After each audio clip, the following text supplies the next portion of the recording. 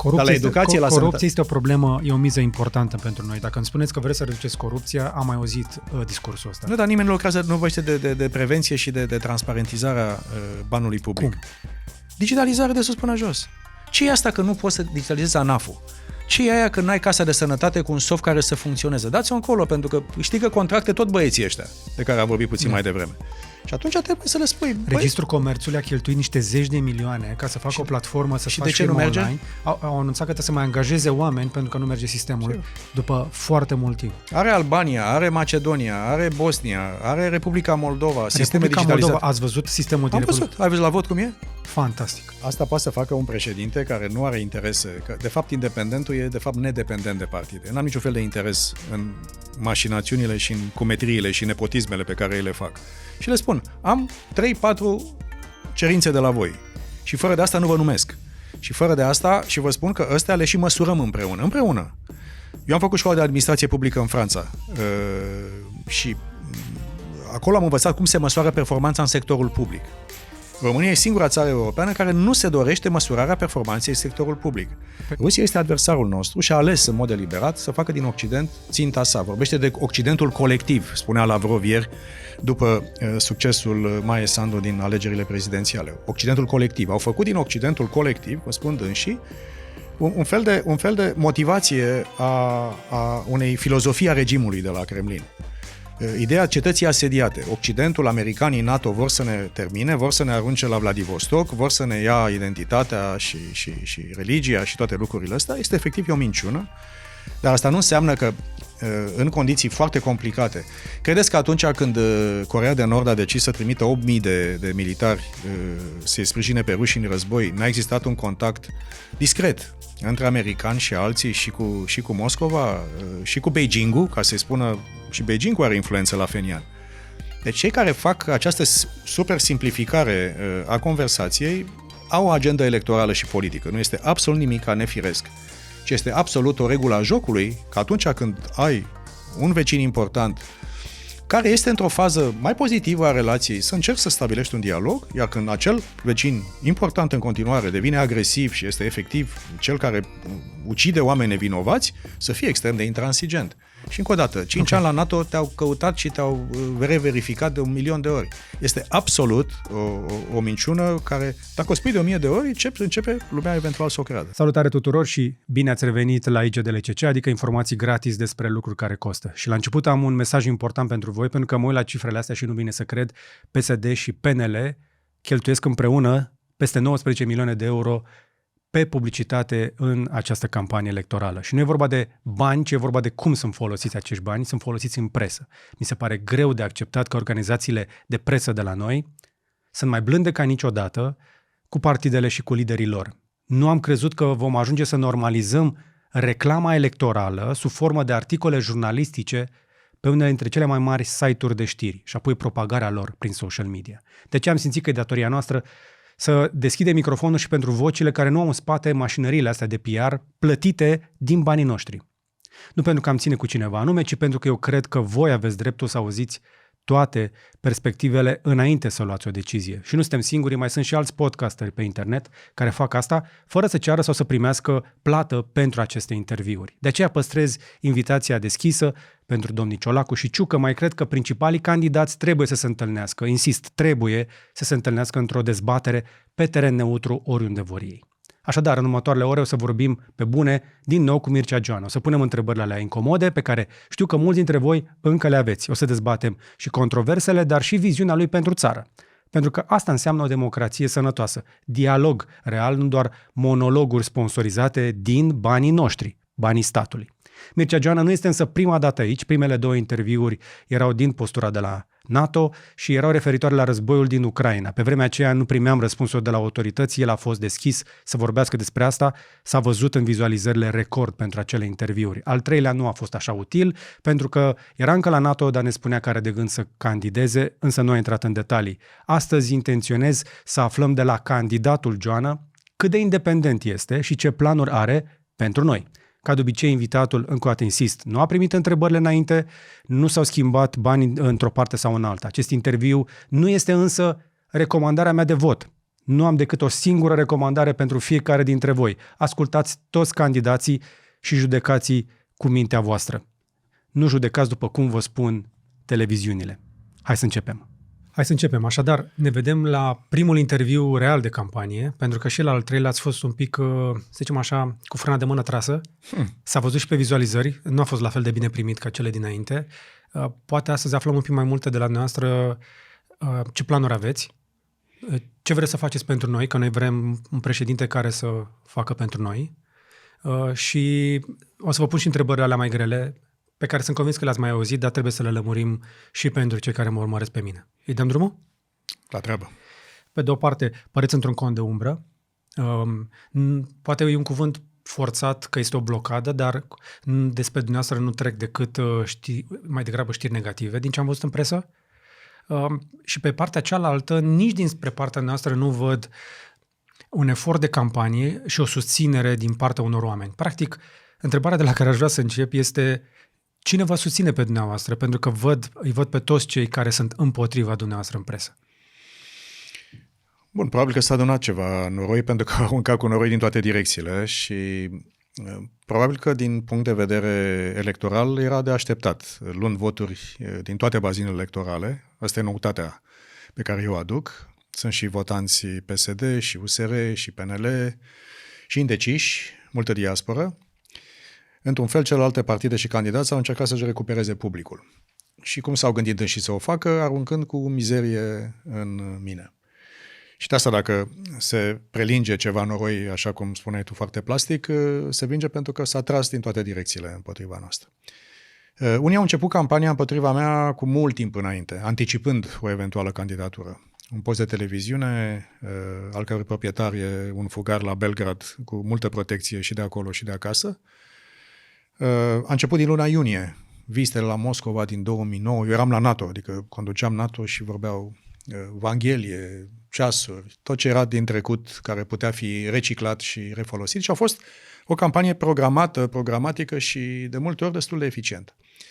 Și când ai și toată mașinăria de media la dispoziție, pentru că arunca cu bani în media pe care eu nu i-am și campania mea nu i-are, pentru că ne finanțăm independent, atunci o minciună spusă de multe ori începe să capete o aliură de adevăr sau măcar de dubiu. Și de asta sentimentul că în mijlocul campaniei prezidențiale lucrurile sunt un pic mai potignite un pic. E adevărat, dar nu cred că sunt atât mă afectează atât de mult încât să nu avem o șansă în continuare să intrăm în turul 2. Credeți în turul 2? Cred în turul 2 în continuare, mă uit pe cifre. Adică sondajele... Cifrele care ies nu vă favorizează. Față de primele sondaje pe care le-am văzut, unde erați lider detașat, primele sondaje au ieșit cu vreo 40%? Nu, niciodată nu. Nu? A fost 20 ceva la sută, asta a fost maximum, nu. Pentru că i-a atomizat votul, sunt mulți candidați. Era la un moment dat un sondaj care circula că dacă ați fi în turul 2... Ai altceva. Și acum în turul 2 câștig împotriva oricui din cei care sunt astăzi în cursă. Problema dacă intri în turul 2 și am spus-o și e adevărat, e prima oară în 35 de ani de când facem alegeri prezidențiale în care, de fapt, finala se joacă în turul 1. Pentru că dacă înțelegerea aceasta evidentă între Ciolacu și Simion, binecuvântată de Sebastian Ghiță și de alții, și se și vede din politica posturilor de televiziune, funcționează, atunci evident că Ciolacu are o șansă bună să câștige împotriva lui Simion. Dacă eu intru cu oricare din cei doi, pentru că asta e ierarhia astăzi, Ciolacu, Simion și cu mine, am o șansă foarte bună să câștig finala. Deci, adevărata finală este pe 24 noiembrie. Și asta e un lucru important de știut pentru cei care numeroși care nu și-au făcut încă opinie, sunt 12% indeciși, incredibil de mult. Vi se pare mult? Mie mi se pare puțin, eu cred că în realitate sunt mult mai mulți oameni. Din cei care spun sigur că vin la vot. Mai sunt și alții care se gândesc dacă vin la vot și sper să vină la vot, inclusiv cei foarte tineri care votează prima dată la prezidențiale. Deci va fi o campanie în continuare, cred eu, să zic, vorbind elegant, mizerabilă, în sensul că se va arunca cu minciuni, se fuge de dezbaterea autentică, și cred că acolo, sper că în ziua votului, cei care vin la vot să se gândească foarte serios, până la urmă pe cine alegem. Până la urmă, ce fel de profil trebuie să aibă un președinte pentru țara noastră într-un astfel de moment, complicat și extern, complicat și intern, cu multe schimbări, cu multe necunoscute. Ajungem și acolo. Cu toate astea, nu v-am adus doar ca să vă oferim un loc de unde să vorbiți, deși nu v-ar strica la cum văd eu că se întâmplă în momentul ăsta în presă. Este un baraj de presă împotriva mea, pe presa, să zic, plătită. Sunt zeci de milioane de euro aruncate în această campanie, campanii negative plătite, în mod evident, și absența resurselor financiare, pentru că o campanie independentă are și acest risc, acela de a aduna mult mai greu fonduri. De ce nu aveți resurse? Asta vreau să vă întreb. De ce nu are forță campania lui Mircea Joană? Dacă sunteți cu adevărat un candidat relevant pentru turul 2, dacă știți că aveți prima șansă la președinție, de ce nu există mai mulți oameni în spatele noastră? Oameni sunt 10.000 de oameni în mișcarea România Renaște, sunt peste 10.000 de oameni, voluntari, oameni care deja se pregătesc să meargă observatori în secțiile de vot. Observator pentru că independentul nu are voie să aibă om în secția de vot, oameni în secțiile de vot. Iar oamenii de afaceri, mai mici sau mai mari, efectiv este teamă de statul român, asta se întâmplă. Sunt presiuni împotriva lor, unii se sfiesc din principiu, aoleu, să nu mă pun rău cu ăștia de la putere, alții chiar primesc presiuni. Și sunt oameni care vreau să susțină și au primit cât un mic mesaj, cât o mică sugestie. Statul român este foarte, foarte, foarte pricinos atunci când cei de la putere apasă pe butoanele de putere ale statului. Sper că asta să o rezolvăm dacă voi câștiga aceste alegeri, pentru că nu e ok. Uitați-vă și cât de mare este dificultatea ca oamenii care influențează, în sensul bun, opinia publică, să se afișeze cu unul sau altul dintre candidați. Da. În America vezi toată floarea celor din arte, din muzică, că se duc și aleg fără probleme un candidat sau altul. Oamenii de afaceri se duc într-o parte sau în alta, transparent. Câți bani ai strâns? Atâția bani. La noi este o democrație încă cu umbra trecutului, un sistem care este extrem, extrem, extrem de politizat și atunci când politizezi statul și instrumentele de forță ale statului sunt folosite într-o campanie electorală. Asta este adevărul despre această campanie. Și totuși, vorbim despre o organizație, România Renaște, care vă susține de la începutul campaniei și încă dinainte, că era clar că e un vehicul creat pentru asta. Și stau și mă gândesc dacă PSD-ul, spre exemplu, a primit de la Autoritatea Electorală Permanentă echivalentul, cred că la vreo 10 milioane de euro, nu putea și România Renaște să creeze un buget de campanie? Nu vă vedeți.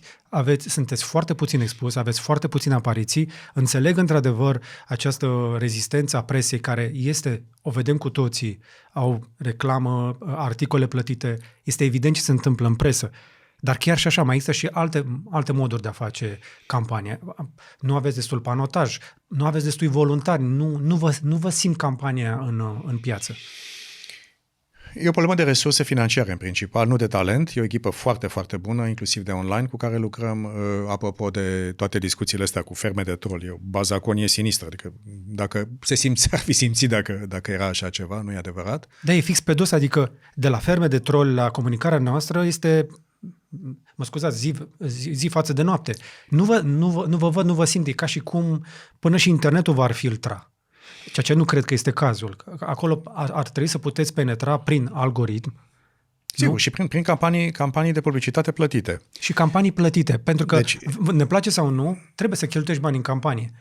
Unde sunt banii campaniei noastre? Sigur, sunt bani puțini, cei care sunt. Panotaj, să spun sincer, n-au nici bani și după experiența lui Ciucă cu kilometri de autostradă plini de panotaj, cred că era un pic contraproductiv și în mod deliberat n-aveam nici bani și nici n-am ales să fim foarte opulenți și foarte, foarte stridenți în panotaj. Avantajul partidelor este că au bani de la buget, nu AEP-ul dă banii, acolo se înregistrează banii, ei primesc de la buget în fiecare an zeci de milioane de euro din banii noștri, ai contribuabilului, care în mod normal ar fi trebuit să meargă pentru construcție instituțională a partidelor, cu tinerii, cu tabere de vară, discuții ideologice, să facă ceva. 90% din banii ei merg pentru presă, și pe față și pe verso. Deci există în clipa de față o disproporție de resurse financiare, nu de oameni, cred că entuziasm în jurul campaniei există, cred eu, o emulație și la nivelul țării și la nivelul diasporei.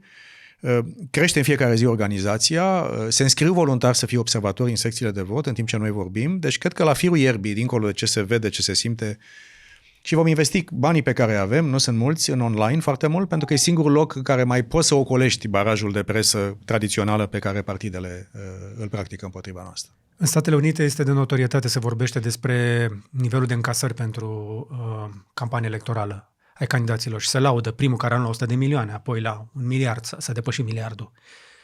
Campania noastră cât valorează în momentul ăsta? Câți bani a strâns?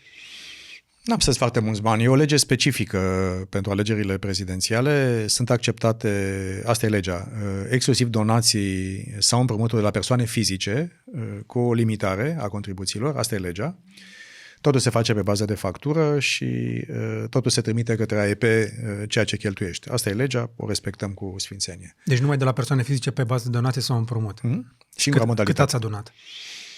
Au trecut 10 zile cât au trecut din campanie, s-au strâns ceva bani, departe de a fi suficienți, dar cred că sunt suficient de mulți și cred că vin și în zilele astea mai multe resurse pentru a putea să facem, în online în principal, o campanie mult mai vizibilă. Și ai dreptate, există un sentiment că nu ne auzim, nu ne vedem suficient, dar echipa cu care lucrez este foarte bună și sper să avem și un grad de viralitate, nu doar de resurse, pe care să putem să le comunicăm. Contul de TikTok l-am început de-abia după ce am plecat de la NATO, nu aveam voie să am când eram la NATO. Okay. Și asta a fost un handicap. Sunt alții care au lucrat pe TikTok, care este foarte, foarte mult folosit de un public larg, nu doar tânăr, văd că se duce și în generațiile mai avansate. Am plecat și cu un handicap. A fost și un avantaj că am stat la NATO anii ăștia, pentru că mi-aduc aminte primul nostru podcast, că a făcut aproape 1 milion de vizualizări după război. Deci a fost un mare avantaj să fie acolo, o poziție importantă, primul român care ocupă o poziție foarte importantă. Mi-a folosit, inclusiv în transferul către politica românească, dar au fost și limitări ale funcției care m-au făcut să nu pot să încep o campanie mai din timp, să fii oarecum ambigu față de intenția finală de a candida și a fost limitarea de la NATO. Nu puteam să anunț o candidatură în timp ce eram încă la NATO. Dar recuperăm și sunt în continuare optimist, asta este ideea. Eu simt, văd și sondaje pe care le facem pe bune. Cum arată sondajele pe care le vedeți noastră? Pentru că în funcție de unde le vezi sunt diferite. Multe sunt atât de evident, sunt măsluite și plătite. A apărut unul de la Sociopol, parcă cred că e plătit de Sebastian Ghiță sau de cineva, care îl dă pe domnul Ciucă la 18% când el la 8%, pe mine la 8% când sunt la 18%. Deci există în breasla aceasta a polsterilor, cum se numește, există, haideți să spunem, elegant, extrem de puțină deontologie profesională, foarte puțină. Dar sunt altele pe care cu toții le vedem, cei din politică le știm, cei care măsoară pe bune. Astăzi ierarhia este Ciolacu, Simion și cu mine și după asta vine în continuare doamna Lasconi și după aia este o diferență foarte mare față de restul. Deci a spune că astăzi bătălia se duce în 3, cu doamna Lasconi având undeva la o distanță oarecare o campanie, zic eu, destul de vizibilă, dar probabil insuficientă, pentru că la dânsa apare problema calificărilor profesionale pentru un astfel de job. Dar spune că astăzi meciul se duce practic în 3. Vom vedea ziua votului și cred că am o șansă foarte bună să merg în turul 2. Până la alegeri, încă o dată, trebuie să ajungeți la mai mulți oameni. Asta e treaba dumneavoastră, dar cu toate astea, în absența dumneavoastră din media, din presă, din dezbaterea publică, atât cât este ea, sunt foarte multe informații care circulă și care aruncă cu noroi și știm cu toții că nu trebuie într-un par cu apă mai mult de o picătură de noroi ca să-i schimbi culoarea să nu mai fie bună de băut. Se numește mud in the water, este o tehnică de manipulare. Dar cu toate astea, sunt unele chestii care se lipesc. Că dacă n-ar fi un sâmbure de adevăr și mintea noastră se duce întotdeauna în direcția asta. Bă, nu iese fum fără foc. Asta e tehnica de manipulare standard. Asta e tehnica de manipulare standard. Iei o bucățică parțială de adevăr și construiești o minciună uriașă în jurul ei și o faci relativ credibilă dacă o repezi de multe ori și dacă există un bombardament. Iar în rețelele sociale și la media nu e dificil să faci așa ceva. Dar se practică nu doar o picătură, ci încearcă să arunce absolut tot ce au găsit ca să otrăvească apa. Nu spun eu că e perfectă apa pe care eu am băut-o sau pe care o folosesc. Dar hai să fim puțin serioși. Să spui că Joana e omul rușilor după 5 ani la vârful NATO este absurd. Pentru cineva care are cât de cât un pic de discernământ, e clar că e o făcătură sinistră. De ce?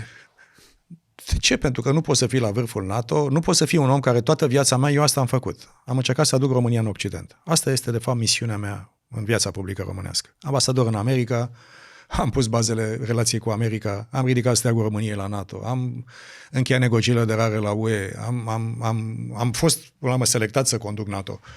Dacă cineva chiar crede că picătura asta chinezească, mâine pe mine să spună că sunt agentul chinezilor. Deci, da, e foarte multă dezinformare, e foarte mult noroi aruncat. Și totuși, 2009, ați fost la Moscova, într-o vizită secretă. Nu v-am auzit spunând... Știința statului român n-a fost secretă, n-a fost publică. Sunt două lucruri diferite. Știința cui din statul român? De Ministerul de Externe. Ați avut un mandat din partea Ministerului de Externe? Nu ai nevoie de mandat, stați puțin. Eu fac diplomație la nivel înalt de foarte mulți ani de zile. Știu exact care este regula jocului. Știu până unde poți să mergi și unde nu mergi. Și pe lângă asta era vremea în care Rusia era partenerul strategic al NATO. Era început de mandat Medvedev, nu mai era Putin. Și nu este absolut nimic nefiresc să încerci să ai un dialog cu o țară care pe vremea respectivă era îmbrățișată și de nemți, și de americani, și de francezi, și de toată lumea. Deci, înainte de orice ședință NATO exista o întâlnire Rusia-NATO și abia după aceea se făcea orice altă discuție. Sigur, și a fost. Putin a fost la București, la summitul NATO. Exact. Adică era un context complet diferit. Și totuși. Ce ați vorbit la Moscova, ne puteți spune? Am vorbit cu un consilier al lui Medvedev, am vorbit ce se discută la nivel diplomatic. Nu v-ați văzut cu Medvedev? Nu. Nici cu Putin? Nu Putin niciun caz, nu mai era la putere. Deci un consilier a fost o discuție absolut normală la nivelul ăsta, de tatonare dacă vrei. Uh-huh. Și toată lumea face... Și până la urmă știți care e povestea? Evident că Rusia, chiar dacă era partener al NATO pe vremea respectivă, e o suspiciune față de ei. Intențiile lor, ceea ce fac în Republica Moldova, nu erau neapărat prieteni. Erau parteneri strategici de o chestiune geopolitică. Din categoria țineți de dușmânia aproape. Dar totuși când vrei să faci diplomație la nivel înalt, mai ales ca președinte, trebuie să știi să vorbești și cu cei care nu-ți plac. Că a vorbi doar între prieteni și între aliați e simplu. Să vorbești cu cei cu care ai interese contrare e important. Și cred că această capacitate a unui om cu experiența mea internațională de a vorbi și cu cei, evident, cu care suntem în alianță și suntem prieteni, dar și cu cei care nu ne sunt prieteni, la un moment dat să discuți și cu cei care nu neapărat îți plac. De ce? Pentru că politica are de multe ori real politic în spate. Și acest lucru l-am învățat. Haideți să mai stăm un pic la Moscova. Există poze de la întâlniri de acolo? Există ceva care ar putea să iasă în următoarele 2 săptămâni? Sunt curios. În niciun caz. 2009, dați-o încolo de treabă, acum 15 ani de zile. Erau camere și atunci. Am fost căutat și răscăutat, m-au căutat în toate zonele. Nu credeți că vine Dar cineva... cum ar fi să iasă o poză cu noastră și poate cu unul dintre liderii de acolo, strângându-vă mâna din categoria... Poate este o poză cu Trump sau cu Kamala Harris. Acolo chiar s-au întâmplat întâlnirile astea. Despre alea știm. Da, pe noi ne preocupă subiectul Rusia. Vezi cât de ușor este să pui un... Bineînțeles, da? Dar încerc să lămuresc chestia asta. Adică îmi fac datoria și față de mine și față de public să lămuresc subiectul ăsta. 2009, Moscova, președintele Senatului, nu? Se duce la Moscova și are o discuție secretă cu un consilier, nu cu Medvedev. Nu secretă, încă o dată. Am informat statul român, așa se face. Eu joc jocul ăsta la nivel foarte înalt în diplomație de mulți ani de zile. Eu sunt primul care respect regula. Okay. Rules of engagement. Și totuși, deci ce ați vorbit? Cu ce v-ați întors? Despre relația bilaterală, le-am vorbit că trebuie să reluăm Comisia de Istorici pentru Tezaur, despre care s-a tot vorbit și nu s-a întâmplat. Am vorbit despre Republica Moldova și le-am spus că întotdeauna România va fi de partea Republicii Moldova pe traseul european. Asta e diplomație publică, mai degrabă. Nu e diplomație. Ce ați încercat să obțineți totuși? Pentru că astea sunt lucruri pe care sunt evidente că fiecare poziție stă pe picioarele din spate, ca să zic așa, pe călcâie și nu e pregătit nimeni să facă o negociere de genul ăsta. Adică nu e negociere, este o tatonare. Sunt lucruri care se practică în meseria mea, se practică. Vrei să ai un prim contact cu un nou președinte și un eventual nou președinte. Nu este absolut nimic nefiresc în această chestiune. Ai stabilit un contact, n-ai negociat nimic, nu s-a întâmplat nimic. Deci este efectiv o practică diplomatică absolut uzuală. Și în vremea respectivă, Rusia, repet, era partenerul Europei și al Americii și al totuși, NATO. Astăzi nu mai este. Dar după 15 ani de zile, evident că este în altă situație și această încercare de a face o paralelă între Rusia lui Medvedev din 2009, din 2008-2009 și ce este Rusia azi, dușmanul de moarte al Occidentului și dușmanul democrației de la noi, este complet diferită. Rusia a ales să meargă în altă parte. Deci astăzi un dialog cu Rusia este practic imposibil, pentru că Rusia este Dar de ce un este agresor. imposibil? Pentru că unul dintre lucrurile care îi se reproșează și lui Joe Biden și nu numai lui este că a rupt orice comunicare Nu s-a rupt orice comunicare. cu Moscova. Haideți un pic. Cei care știu jocul, e normal că există comunicare. Nu e o comunicare publică, nu se mai întâlnesc liderii. Dar contacte pe zone sensibile, contacte pe zona de servicii de informații. Noi de la NATO, comandantul nostru militar din zona militară, avea măcar o corespondență cu șeful statului major din Rusia, se transmit mesaje. Lumea cred că nu înțelege cât de complex este acest joc. Rusia este adversarul nostru și a ales în mod deliberat să facă din Occident ținta sa. Vorbește de Occidentul colectiv, spunea Lavrov ieri, după succesul Maie Sandu din alegerile prezidențiale. Occidentul colectiv. Au făcut din Occidentul colectiv, cum spun dânsii, un fel de motivație a unei filozofii a regimului de la Kremlin. Ideea cetății asediate. Occidentul, americanii, NATO vor să ne termine, vor să ne arunce la Vladivostok, vor să ne ia identitatea și religia și toate lucrurile astea. Este efectiv o minciună, dar asta nu înseamnă că în condiții foarte complicate. Credeți că atunci când Coreea de Nord a decis să trimită 8.000 de militari să-i sprijine pe ruși în război, n-a existat un contact discret între americani și alții și cu Moscova și cu Beijing-ul, ca să-i spună, și Beijing-ul are influență la Phenian. Deci cei care fac această super simplificare a conversației au o agendă electorală și politică. Nu este absolut nimic nefiresc. Și este absolut o regulă a jocului că atunci când ai un vecin important care este într-o fază mai pozitivă a relației, să încerci să stabilești un dialog, iar când acel vecin important în continuare devine agresiv și este efectiv cel care ucide oameni nevinovați, să fie extrem de intransigent. Și încă o dată, 5 ani la NATO te-au căutat și te-au reverificat de 1.000.000 de ori. Este absolut o minciună care, dacă o spui de 1.000 de ori, începe lumea eventual să o creadă. Nu-i nimic și nici n-ați avut un mandat, nu, un singur mandat, ați avut extinderele mandatului. Sigur. Adică, din punctul de vedere, se numește vetting, ați fost verificat. Nu astea sunt temerile pe care le-aș avea. Care sunt temerile? Dar care sunt temerile legate de 2009? E o discuție pe care trebuie să avem, pentru că noi românii, slavă Domnului, ne temem de Rusia. E normal să fie frică de Rusia și trebuie să ții măsuri de prevedere. Dar cine 5 ani de zile la NATO și după ce a început războiul, am avut podcastul noi împreună, a liniștit opinia publică românească că nu intrăm în război și că NATO este aici să protejeze. Același domn Joană. Asta e motivul pentru care este singurul invitat după domnul Borțun, care a fost aici de atât de multe ori. Adică, la momentul ăla, ați fost singurul lider cu putere de convingere care a vorbit deschis despre lucrul ăsta și sunt convins că... Deci până acum 3 săptămâni înainte de campania electorală, eu eram românul cu cea mai înaltă funcție, omul care ne protejează, omul care ne liniștește și chiar asta am făcut-o cu multă convingere și cred eu destul de eficient și peste noapte devine omul rușilor. Dați-o încolo, că e un pic de forțare în toată mașinațiunea aceasta. Aș mai rămâne un pic pe partea de Rusia, măcar un pic, pentru că știți de ce? La noi la București nu se mai vorbește de Rusia mai deloc. Adică ne uităm la televizor, mai aflăm sau nu ce se mai întâmplă în Ucraina. Deja ucrainenii se pregătesc pentru o iarnă foarte grea. Acolo a început să ningă în anumite zone. Curentul este oprit în anumite zone 16-18 ore pe zi. Este infernal deja. Și nici n-a început încă cu adevărat greul. Întrebarea este, dacă ajungeți la putere, cum aveți de gând să gestionați relația cu vecinul nostru, Ursu, de la Est? Pentru că Viktor Orban a încercat să pară că este un diplomat din poziția pe care o are și în interiorul Uniunii, a încercat să păstreze această punte de comunicare, zice el, cu Kremlinul, dar i s-a întors destul de violent peste ochi, ca să o zicem pe șleau, inclusiv în Parlamentul European. Bun, e o situație extrem de complexă. Și prima obligație a președintelui României și, cred eu, a liderilor responsabili din NATO și din Occident este să evităm escaladarea acestui conflict la un conflict și mai complicat între Rusia și NATO. Deci primul lucru pe care o să-l facem este să sprijinim Ucraina în continuare, dar foarte atent la riscul de escaladare care este acolo și retorica asta foarte inflamată de la Moscova creează... Ce înseamnă escaladare? Escaladarea se spune că dintr-un calcul greșit. De multe ori, lucruri mari s-au întâmplat în istoria umanității de la o scânteie care părea relativ benignă. Și de asta managementul escaladării conflictului face parte din ceea ce... Ce a mai rămas de escaladat în Ucraina? Că în afară de nucleară s-a folosit tot acolo. Nu. Escaladarea la un război între Rusia și NATO. Eu de asta vorbesc. Ok.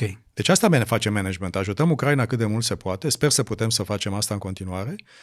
Pentru că nu e interesul nimănui ca Rusia să izbândească în Ucraina, să revină pe granițele noastre. Republica Moldova, care și așa este într-o zonă în continuare foarte complicată, vin alegeri parlamentare.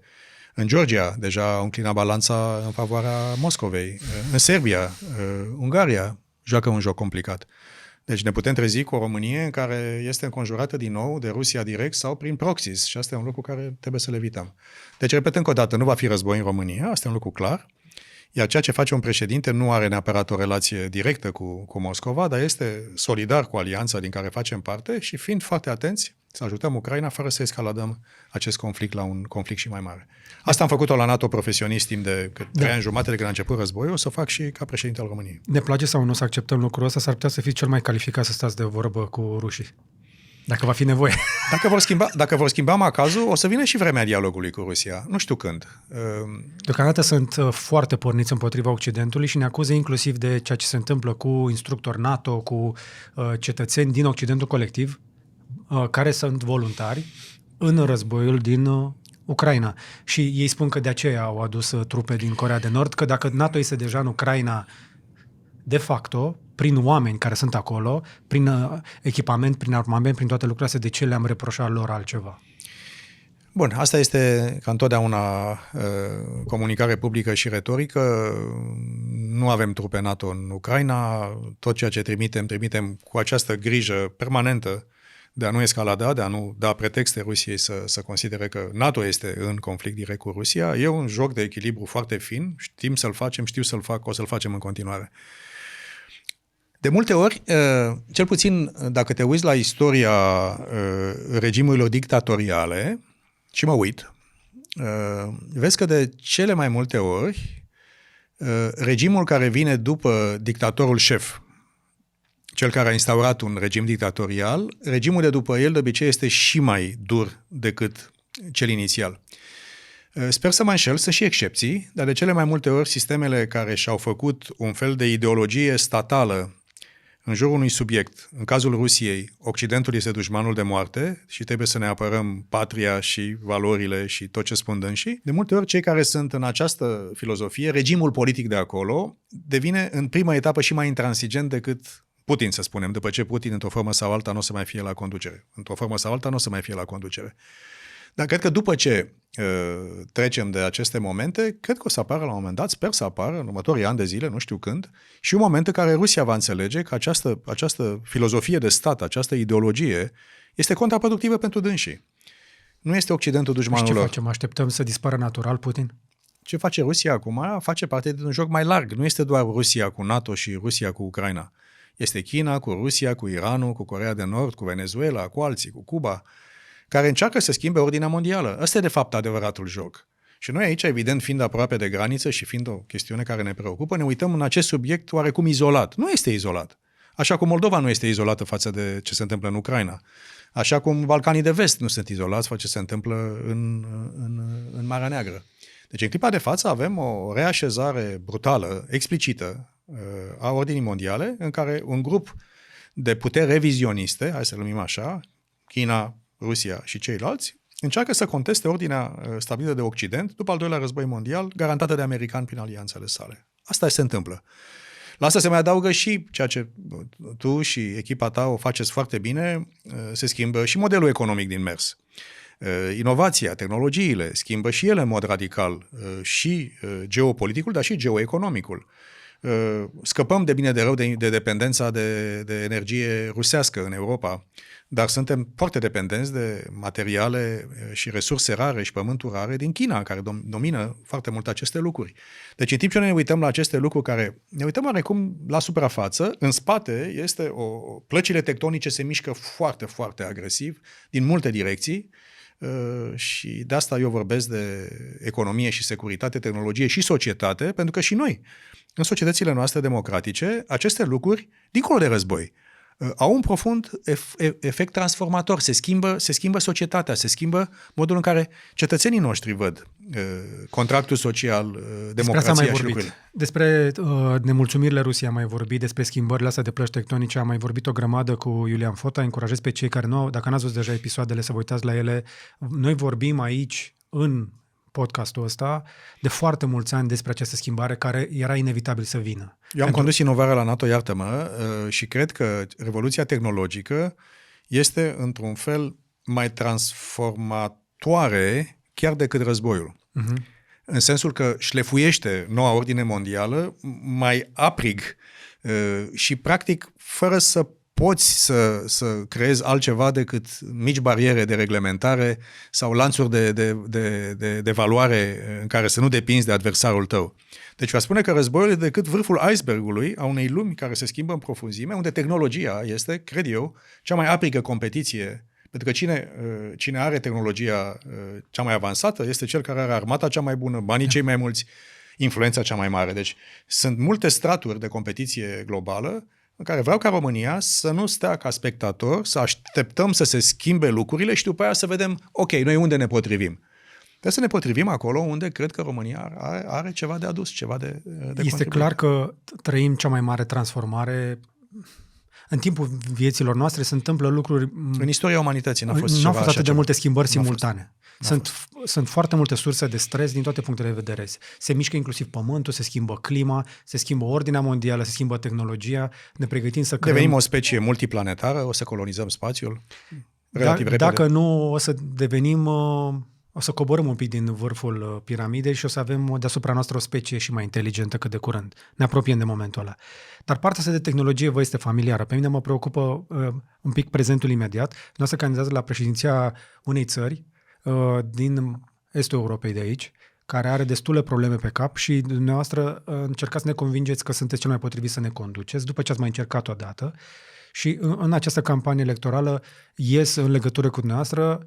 Evident, trebuie să iasă niște lucruri, mai ales în campanie, despre dumneavoastră mai mult decât despre ceilalți, dar, pentru că sunteți aici, trebuie să vă pun întrebările alea care vă au ajuns, cred că sunt convins să vă sunteți sătul de ele. Dar, când ați vorbit ultima dată cu Marian Vanghelie și în ce relații mai sunteți? În nicio relație. N-am mai vorbit, cred că de 8 ani sau de 9 ani, okay. De când am părăsit politica din România. Niciun fel de contact. Apropo, l-am mai văzut cineva pe Marian Vanghelie? Mai știm pe unde e? Ce mai face? Nu știu. Ok. Mai aveți ceasul ăla?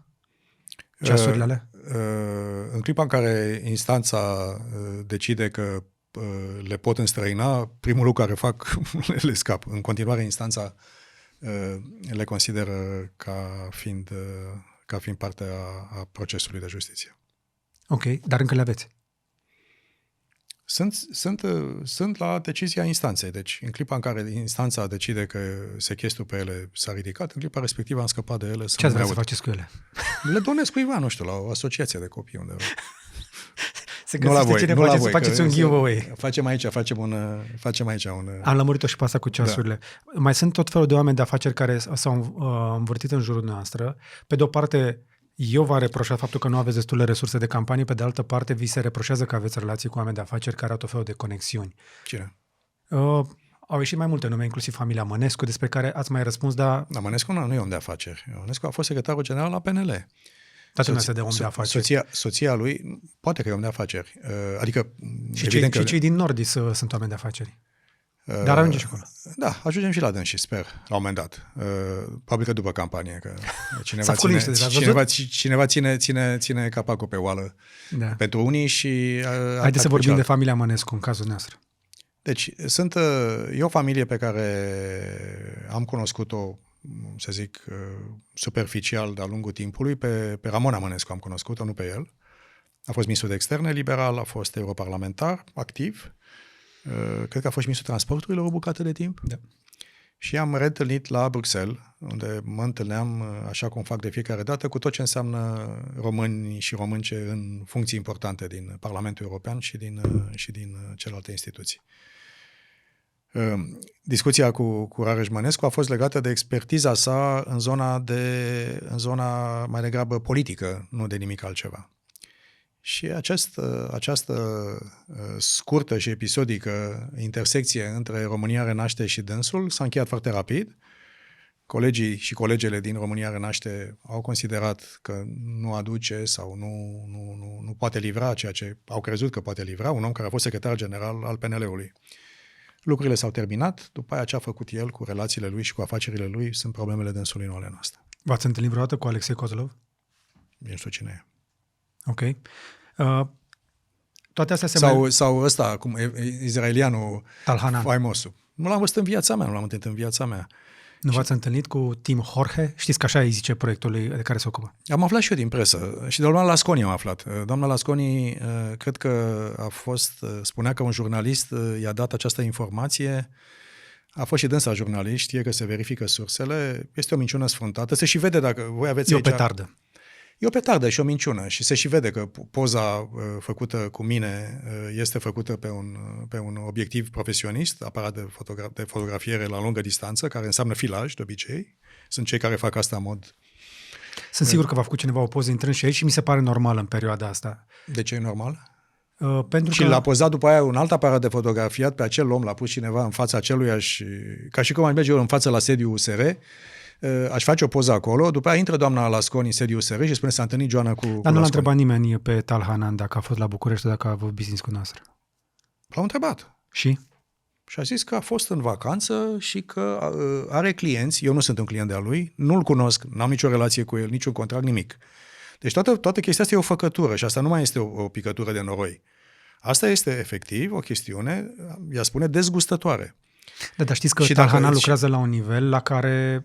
și să lucreze sănătos. Îți trebuie sute de mii și milioane. Deci, de unde dacă are clienți în România, cine își permite serviciile lui?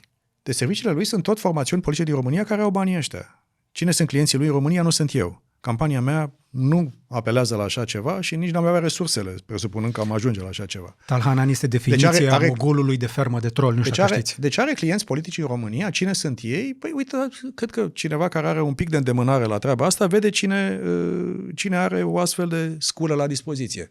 Sunt partide politice din România, parlamentare, nu știu care, dar în mod clar, dacă are clienți în România, sunt clienți politici și nu este Mircea Joană și campania mea. Înseamnă că cineva lucrează cu el. De obicei, hoțul strigă hoții. Asta e o altă tactică românească. Spune, știu eu, nu știu ce. Și sunt absolut convins că în spate există o operațiune pe care el o exercită în România. Pentru cine? Nu știu. Dar după ce terminăm aceste alegeri, sunt convins că și statul român, structurile sale specializate, la care Ciolacu a apelat ca prim-ministru, să aflăm ce este cu etajul de fermă de trol al lui Joană. Și după aia spune, păi nu vorbeam despre Joană. Și după aia spune, nu, erau consultanți, nu erau troli. Deci, ping-pongul ăsta între Lasconi și Ciolacu este absolut dezgustător. Nu se face așa ceva, mai ales când ești într-o situație în care Rusia joacă atât de agresiv, în care atât de multă dezinformare se propagă în România. Deci minciuni, după minciuni. Fermă de troli. Încă o dată, Tal Hanan, pentru cei care nu cunosc, am mai vorbit despre chestia asta în Curiosity, este un business de manipulare de opinie publică prin ferme de troli, bloguri, în care se pot orchestra curente de opinie, care apoi sunt amplificate în social media. L-a avut pe Vučić, președintele Serbiei, care a acordat lui Sebastian Ghiță cetățenie sârbă, ca și client, acum câțiva ani de zile. Okay. Fermele de troli, pe lângă cele din Rusia, din Iran, din Coreea de Nord, de unde mai sunt ele, din China, sunt în Transnistria și la Belgrad, în Serbia și în Transnistria. De acolo se operează și împotriva României și eu sunt tot mai convins că pe filieră sârbească și printr-un faimos fugar român se lucrează și la defăimarea mea și la înțelegerea Ciolacu-Simion. Și dacă vă uitați puțin la cine mă înjură cel mai tare și unde este Simion cel mai frecvent arătat, este la România TV, un post finanțat de un om care continuă afaceri în România pe scară foarte mare, cred că toată lumea știe câte afaceri are acest om, e fugar, e protejat de sârbi și de alții, face afaceri în România cât casa, cineva îl protejează și de aici. Și sper că într-o zi aceste lucruri să iasă la iveală.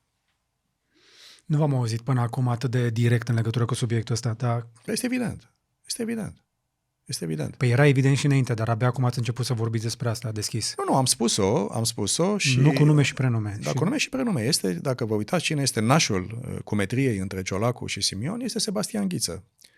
Și televiziunea sa și influența pe care o are influență în politica românească în continuare, afaceri de sute de milioane de euro în România, este un om foarte influent. Și e protejat la Belgrad și de sârbi, probabil și de alții. Iar dacă vorbim de ferme de troli și de operațiuni de genul ăsta, ele se întâmplă în afara României, împotriva cui? Împotriva candidatului care a fost la NATO și care nici rușii, nici alții nu sunt fericiți să vadă un om de calibrul meu conducând România ca președinte. Dar acum trebuie să vă întreb... Pe lângă faptul că le deranjăm feng shui-ul și celor de acasă. Acum să-mi fac eu treaba de jurnalist să vă întreb pe ce vă bazați, pentru că dacă Elena Lasconi spune că și nu are dovezi, noastră pe ce vă bazați când spuneți că... În fiecare seară Simion este la România TV și din luna iunie, în fiecare seară, Joana este masacrat efectiv. Se numește Character Assassination în limba engleză. O campanie de linșaj mediatic non-stop. Au fost și alte posturi de televiziune, dar acolo e clar că sunt bani din politica românească. Aici este o operațiune care este și de afară și de acasă și de asta este mai periculoasă și mai toxică. Și uitați-vă în fiecare seară cine este proslăvit și cine este atacat. Păi Simion este băiatul bun, Joana este dușmanul națiunii, omul care a făcut șadre și... Deci, din păcate, jocul ăsta este un joc care este în derulare și sper din inimă ca oamenii să aibă discernământ, să voteze util și să se gândească că, până la urmă, dacă jocul ăsta reușește, te duci într-o situație cu un parlament al României în care o să ai un bloc pro-Moscova masiv în parlament, un bloc PSD care va fi și el masiv în partea cealaltă, pentru că cei care intră în finală își trag partidele după dâns și asta este evident. Iar în condițiile în care există atât de multă volatilitate geopolitică, atât de multe cărți care se reîmpart, America își alege... E pe muchie și nu știi cum se întâmplă lucrurile. Eu cred că este periculos. Dincolo de ziua în care se face votul. Să vă spun care e treaba. Eu am revenit în politica românească mânat de cele mai oneste considerente. Multă lume mi-a spus, ce te duci, domnule, înapoi în mizerie? O să te atace... Ai făcut o impresie frumoasă toată viața ta, ai fost la vârful NATO, vezi de business-uri, du-te în consilii de administrație, du-te în borduri, că nu lipseau. Am venit cu bună credință încercând să schimb ceva pe bune în țara mea și să-mi aduc ceea ce știu eu mai bine pentru țara mea.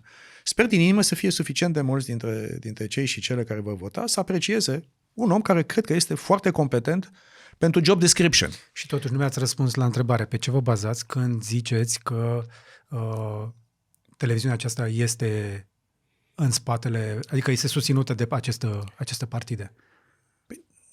În afară de constatare. Cine e proprietarul, cine influențează politica editorială, nu e neapărat Gigi Becali, să zic, dacă n-a ieșit, a vorbit clar de Sebastian Ghiță și de România TV, de campanie de nigare împotriva mea. Eu cred că Gigi Becali nu mai poate minți. A devenit atât de religios încât omul nu mai poate minți. Deci este efectiv o operațiune în derulare și numai cine nu vrea să o vadă, să nu o vadă, nu o vede. Ci este in plain sight, este efectiv la vedere. E o operațiune, eliminarea lui Șoșoacă, toate lucrurile care se întâmplă. Este un plan de a-i avea în finală pe Ciolacu și pe Simion. Și dacă nu suntem atenți, poate chiar să reușească. Și după aia, consecințele le vom plăti cu toții. Nu spun eu că sunt salvatorul națiunii, nu spun că sunt fără de prihană, nu spun că nu am făcut greșelile mele. Dar sunt un om serios, un om așezat, un om competent, un om care știe să joace jocul ăsta la nivelul respectiv. Și n-am nevoie de nimic altceva decât să fiu lăsat să pot să comunic mai bine și ai dreptate, poate un pic mai... Faceți ce faceți și nu o să scăpați de chestia asta. În campanie electorală vă trebuie resurse pentru a comunica și trebuie să plătiți publicitate pe social media, mai ales și în alte locuri. Încercăm și fac și pe calea asta un apel la toți cei care vor să ajute un astfel de candidat și o astfel de propunere și o viziune de țară care e mult mai transformatoare decât toți ceilalți. Auziți, la 10.000 de oameni, acum mă iertați, la 10.000 de oameni în România Rănaștea, că punea câte 1.000 de euro fiecare, erau 10 milioane, aveați bugetul PSD-ului. Sigur. Dar nici donația nu este în cultura noastră națională. Adică multă lume spune, da, suntem alături, fac multe lucruri pentru noi, dar să le cer și bani, să fie și voluntari, să-și rupă și din timp, de multe ori. Și cu toate astea, prea mult. Aș reveni la campania noastră. Ar trebui să văd totuși mai mulți oameni care ies în față pentru dumneavoastră. Și singurele persoane pe care le văd public vorbind în numele noastre sau în tot felul de locuri, Sanda Nicola și Dumitru Borțun. Mai este Alina Achim, se mișcă Cezar Gheorghe, mai este... Dar nu foarte vizibil, adică nu foarte vizibil pentru că nu prea sunt invitați la televiziuni. Când te gândești la Joana, nu vezi echipa din spate. Unul dintre avantajele în mentalul colectiv pe care îl văd pentru un om ca Ciolacu este că știi că e sistemul în spatele lui. Da? Știi cu cine ai de-a face. În cazul lui Joana nu știi cine e în spate. Cine e în spatele noastră? Sunt acești oameni pe care i-ați menționat. Sunt oameni... Și doar atât? Oameni care sunt mii și mii de oameni și cred că oamenii ăștia pot să facă o diferență. Au fost dezbateri la o televiziune săptămâna trecută, cred. Nu cred că a fost vreo diferență nici în număr, nici în calitate și nici în intensitate între suporterii mei, susținătorii mei și acelor partidelor. Cred că ai noștri au fost cred că mai credibili și mai autentici, în sensul că veneau oameni care efectiv vreau acolo din pasiune să vină să susțină pe Joana și valorile noastre. Ceilalți erau aplaudacii de partid. Deci să vedem ce vrem. Vrem în continuare pentru că cineva are sistemul în spate, să continuăm, să perpetuăm acest sistem? Liber, votați pe oamenii ăștia, nicio problemă. Sunt absolut convins că vor face exact ce fac și acum. Ba nu, vor face cu mai mult tupeu, pentru că vor fi validați. Și atunci întrebarea e ce vrem. Și întrebarea dacă poporul ăsta poate să-și aleagă singur niște lideri, nu neapărat intermediați de mașinării de partid. Asta e de fapt miza acestor alegeri și eu sunt curios să spun sincer, să văd dacă între o nevoie clară de a schimba sistemul politic românesc, de a transforma statul român. Aveți curiozități, domnul John, aveți curiozități periculoase. De ce nu lăsați românii în situația asta în care hai să vedem cum o să voteze. Va trebui să o spuneți pe șleau și să vă implicați un pic mai activ. Problema care este că noi suntem în continuare în logica aia a votului util, adică să nu-l votezi pe ăla, să-l votezi pe ăla care are șanse, rău cel mai mic în continuare, da? Și în cazul dumneavoastră, încă o dată, percepția, de unde văd eu de pe margine chestia asta, este că ori sunt prea puțini în spatele noastră, ori e o forță nevăzută. Asta e problema, asta este percepția. Dacă greșesc, vă rog să-mi zică cineva mai la comentarii, sunt sigur că vor veni oameni mai deștepți care să mă contrazică, dar despre dumneavoastră percepția asta este că ori aveți prea puțini oameni în spate, ori este o forță nevăzută, cineva cu niște interese. Pentru că aveți o campanie, încă o dată, plăpândă pentru ultima 100 de metri. Dacă ar fi forțe nevăzute, s-ar simți probabil în campania pe care, pe bună dreptate, este încă... Atunci înseamnă că e plăpândă. Înseamnă că este o campanie în derulare care sunt convins că va avea un rezultat foarte bun și dacă te uiți puțin la disproporția de resurse, hai să vorbim în termeni concreți, nu doar financiare, de mașinării, de oameni. Da. Faptul că eu sunt în primii 3 acum este în sine remarcabil. Înseamnă că este o așteptare, e o nevoie de așa ceva. Erați în pole position când ne uitam noi prima dată la Sigur, dar asta a fost înainte de anunțul altor candidați. Deci era de așteptat. Okay. Ca pe măsură ce candidații unor partide își anunță candidatura, să apare o formă de reloializare a acelui public. În realitate vă bateți în marile orașe cu Elena Lasconi.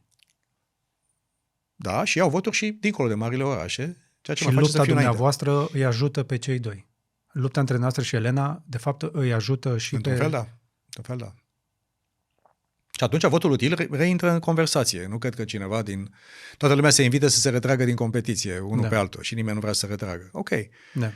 Deci, cred că votul util nu este votul pentru răul cel mai mic. Este votul pentru a avea o soluție mult mai pozitivă decât ceea ce ne oferă o finală Ciolacu-Simion. Deci, dar Ciolacu ne promite calea sigură pentru România. Nu l-ați văzut pe panourile alea? Calea sigură pentru România. Are fața aia blândă. Calea sigură pentru a continua ceea ce se întâmplă și acum. Dacă vrem să continuăm cu calea sigură acum... Dar ce e în neregulă acum? Nimic. Totul merge perfect în România. Nu avem nici deficitele cele mai mari din Europa, nici inflația cea mai mare, nici dobânzile cele mai scumpe. Subconștientul nostru urăște schimbarea. Toți vrem stabilitate și asta promite... Nu cred. România este împărțită între segmente de populație și fiecare are dreptatea sa. Sunt oameni care apreciază stabilitatea, le e teamă de schimbare, sunt oameni care vor o schimbare pentru că simt că lucrurile nu merg bine. Eu v-am zis de subconștient. Noi... Nu, cred că sunt oameni care vor o schimbare atât de radicală încât să nu mai rămână nimic. Exact. Alții, și asta este un curent. Să vină Simion să drain the swamp, să dreneze mlaștina asta de aici, de la putere. Sigur. Dacă n-a făcut o șoșoacă, poate o face el pentru noi. Să se ducă cineva acolo la București și să-i scuture pe aia. Sigur. Asta este un vot de revoltă din partea celor care eu înțeleg de ce votează atât de radical. Nu sunt de acord cu Simion 1000 de ani. S-a suit pe spatele acestor oameni cu o eprubetă undeva într-un laborator, cineva l-a scos și l-a pus în față, dar oamenii de acolo sunt cei 20% din tinerii din România, ăștia sunt statistic relativ clari, care nu au acces nici la educație, nici la formare profesională, sunt lăsați efectiv de izbeliște de statul român. Și sunt revoltați, sunt mânioși. Și normal că votează așa. Cum să voteze altfel? 40% sunt analfabeți funcționali în țara asta. Deci voturile pe care, în linii mari, te uiți la structura votanților, sunt mai tineri, din orașe mai mici, de la țară, cei care efectiv au fost năpăstuiți de statul român. Poți să le spui că n-au dreptate să fie mânioși și să nu vrea să se dea cu totul de pământ, nu. Problema este că cei care îi conduc și care îi manipulează riscă să ducă România, inclusiv împotriva intereselor lor, într-o direcție foarte, foarte periculoasă. Păi e un motiv pentru care România TV arată n-am absolut nimic împotriva votanților niciunui partid și nici a celor indeciși. Am doar o problemă a faptului că România se poate duce într-o direcție mai bună decât este acum. Deci nevoie de schimbare există. Întrebarea este o schimbare mai molcomă, mai puțin traumatizantă, da, e un public mai în vârstă, mai așezat, mai într-un fel care nu e în etapa din viață în care să mai își asume riscuri foarte mari. E normal să fie psihologic. Doar să vină pensia la timp. Sunt oameni care așteaptă acest lucru.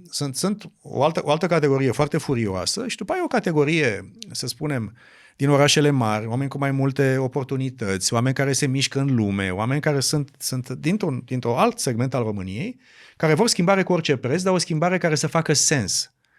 Nici să stăm pe loc pentru că băltim, nici atât de radical pentru că ieșim din Occident, Doamne ferește, intrăm într-o zonă foarte ciudată, dar e o categorie mare de public și mulți mă votează pe mine care spun, Doamne, hai să vină cineva care să facă niște treabă în țara asta și să pună lucrurile la punct. Și nu pe un vot, să zic, de revoltă, ci un vot oarecum rațional, pasional și rațional, pentru că și aici este publicul cel mai numeros pe care aștept la vot în 24. Noastră așteptați la vot, dar ei în continuare se uită la, să zicem așa, oferta electorală și dintre toți candidații, într-adevăr, pe CV, pe competență, pe experiență profesională... Dar și pe oferta viziunea despre România. Până acolo, mă uit la bagaj, mă uit la CV, mă uit la de unde veniți.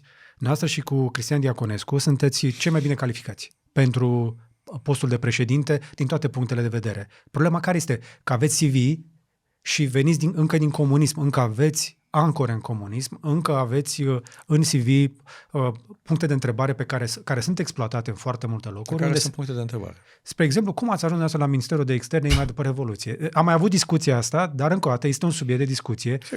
Cel puțin Valeriu Nicolae are un talent deosebit să demonteze pe oricine. Pentru că Valeriu e supărat pentru că e supărat și poate că... dar minte? Eu cred că este pricinos un pic. El a fost unul din beneficiarii programelor de leadership de la Aspen și la un moment dat a fost poate chiar mai ambițios față de organizație decât organizația era dispusă să-i ofere. Și a rămas cu un grudge, cum se numește în limba engleză. A rămas și totuși minte? În subiectul ăsta, da. Poate că la altele are dreptate, dar aici sub nicio formă. Deci a fost efectiv prima deschidere, prima promoție de diplomați de după 90, care a fost deschisă. Eu nu călătorisem în Occident niciodată înainte. De asta m-am dus la externe. Efectiv, să recuperez timpul pierdut în anii comunismului. Asta am vrut să fac. Da, dar v-a ajutat familia. Nu mai știu niciun fel de familie. De unde? Care păi da, și ceva, v-ați dus acolo, ați bătut la poartă și v-a primit la... Nu, a fost primul anunț cu privire la faptul că sunt poziții pentru oameni care vor să vină către externe. Eram student la drept deja, făcusem Politehnica. Da, și totuși veneați dintr-o familie vetted în România. Care avea istoric. N-a intervenit cu absolut nimic ca nicio familie de la mine. A fost dar efectiv... nici nu cred că trebuia să intervină. Haideți să admitem... nu cred că putea să vină oricine de pe stradă. Eu am venit de pe șantier. Am venit un inginer care a făcut și dreptul, care a învățat a treia limbă străină fără să am nimic. Nu v-a ajutat deloc faptul că veniți dintr-o familie cu istoric? Nu cred și oricum nu a existat niciun fel de interferență și cunosc pe Dumnezeu să ierte pe tata. Ăla nu vorbea nici să pună mâna pe telefon să vorbească cu vecinul. Deci nu există așa ceva. Efectiv, am intrat acolo, aveam nevoie de oameni tineri, de oameni fără trecut comunist, oameni care aveau un grad de competență. Dumneavoastră nu aveați trecut, dar sunt convins că atunci când v-au verificat, au văzut din ce familie veniți. Încă o dată este o chestie contrafactuală și este efectiv pricinoasă. Nu este adevărat.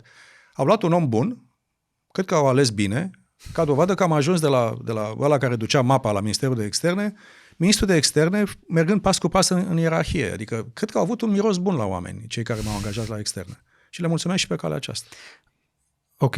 N-aveți cum să scăpați de chestia asta, că veniți din comunism. Pentru că acest tip de comentariu și acest tip de tir încrucișat, nu din partea ta, ci din partea celor care mă atacă, încearcă să manihileze punctele tari. Asta este de fapt ceea ce vor să facă. Ai fost la NATO, ești cu rușii. Ai fost cel mai bun diplomat și omul care a băgat România în NATO și nu e. Hai să spunem că la început a fost ceva dubios acolo, ceva FSN. Pe naibă. Eu am intrat în politică la final de 2001 și ministrul de externe am ajuns ca profesionist. Eu n-am fost în politica românească. În 2001, ministrul de externe, mi s-a făcut propunerea să intru în PSD, de-abia acolo am intrat în PSD. Deci, încearcă să denigreze un om care are niște competențe. CV-ul era prea frumos ca să rămână nepătat. Și atunci pui în CV picătura de nămol Și totuși, acolo de nu sunteți și perfect. Și nu sunteți Dar cine a perfect. zis că sunt perfect?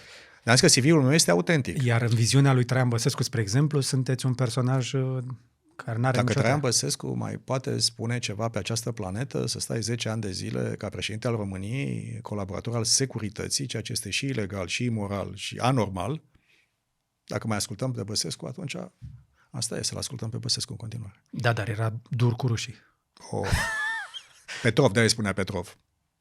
Numele de cod. De dur ce era cu rușii. Ok, și cu toate astea, e ceva ce vă reproșați în Da, campania asta? cum să nu? Incidentul cu fiica? Asta nu, asta a venit cu bună intenție. E poate șablonizarea asta de discurs care mai există prin America. A venit cu bună intenție, o iubesc, o prețuiesc. A încercat să ajute, niciun fel de problemă. Sunt convins că a venit cu cele mai bune intenții, dar cineva i-a văzut discursul înainte. Nu. Atunci cineva l-a șablonizat. Nu știu, s-a pregătit singură, nu mi-a spus ce urma să spună. Am fost foarte emoționat și o iubesc ca pe ochii din cap, ca și pe Alexandru, și el care a făcut o figură foarte bună la acea dezbatere. Chiar m-a surprins și pe mine, are un talent Alexandru să tacă, să pară dezinteresat și după aia când vorbește, wow, cred că a fost wow. Nu v-ar strica să vorbească mai mult familia pe noastră, că ceilalți candidați nu prea se pot lăuda cu părțile astea. Unii, iarăși nu vreau, că sunt lucruri că nu vreau să intru în hora asta, pentru că atacul la familie e un lucru pe care nu cred că este bine de făcut. Și e cel puțin un candidat care poate fi atacat pe zonă de familie masiv. Nu o fac și nu mă interesează să intru în astfel de discuții. Ok. V-am dat ocazia totuși să o faceți dacă... Nu o fac. Nu se face. Una e una și alta e alta. Bun. A mai rămas vreun schelet în dulap? Inventați, probabil că o să mai apară, că să inventez scheleți în dulapul cuiva. Ce se întâmplă? Cartea mea de viață, nu doar biografia mea, am făcut multe campanii, am fost în vizor public. Haideți mai ziceți-mi de Ionuț Coste. Da. 6 ani pentru corupție. Da. În cazul căii ferate București-Constanța, unde se merge costă. Deci nu există niciun fel de ezitare din partea mea cu privire la faptul că oricare, inclusiv cineva din familie, pe care nu ți alegi de fapt, să plătească conform legii. Zero clemență, nici pentru el, nici pentru Sebastian Ghiță, pentru absolut nimeni. Niciun fel de clemență pentru nimeni. Trebuie să plătească conform legii. Atât și punct și de la capăt. Okay. Vezi, fiecare cu viața lui. Bun. Am trecut peste alea care trebuiau spuse. Acum aș vorbi de ce aveți de gând totuși să faceți după, în cazul în care câștigați. Ultima dată nu am intrat foarte mult în discuția asta. Vorbiți la modul ăsta un pic idealist în legătură cu viitorul. În realitate însă ne pregătim de o recesiune tehnică, care la sigur deja, nu mai este semn de întrebare. Toți candidații pe care am adus aici, acum sunteți și noastră candidat, îmi recunosc că 2025 va fi un an. Nu greu, foarte greu. Și nu știu cât poate să facă un președinte în legătură cu chestia asta, dar dacă veți ajunge acolo, veți prelua o țară cu un deficit și o inflație record în Uniunea Europeană. Record.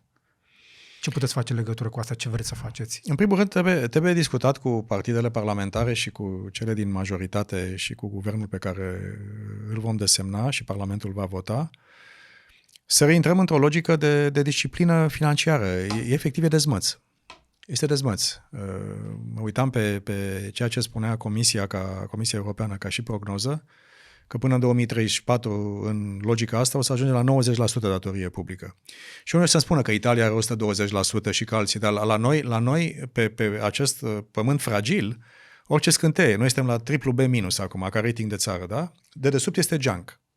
Deci dacă se întâmplă orice, un Simion la guvernare, Doamne ferește un necaz extern pe undeva, se întâmplă ceva cu economia Occidentului,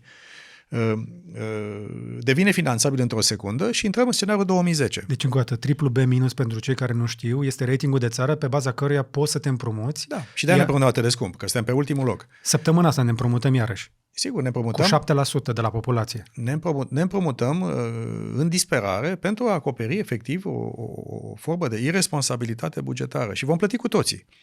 Mă uitam pe programele partidelor parlamentare și ale candidaților la președinție, sunt și liderii acestora, nimeni nu spune că o să crească taxele la anul. Nu văd pe unde pot să reducă 0,8-0,9% din PIB-ul, de deficitul de anul viitor, fără să umble la taxe. De ce face președintele? Ce face președintele? Spune, măi băieți și fete, în urmă cu câțiva ani de zile, România îndeplinea 4 din cele 5 criterii de la Maastricht pentru aderarea la zona euro. Nu spun că să intrăm la zona euro mâine, e o chestie complicată, dar reintrăm în logica de disciplină macroeconomică. Vreau bani ieftini pentru economie, vreau inflație joasă, vreau credite ieftine, vreau să poată să aibă putere de cumpărare cetățeanul meu, mai ales cei cu venituri mai mici și modest. Deci această chestiune de a face bani ieftini în economie e o chestiune și a președintelui și a guvernului. Cum? Efectiv reintrând în deficite mai strânse. Unde este locul? Eu am plecat de la guvernare în 2004 și erau 700.000 de funcționari la statul român.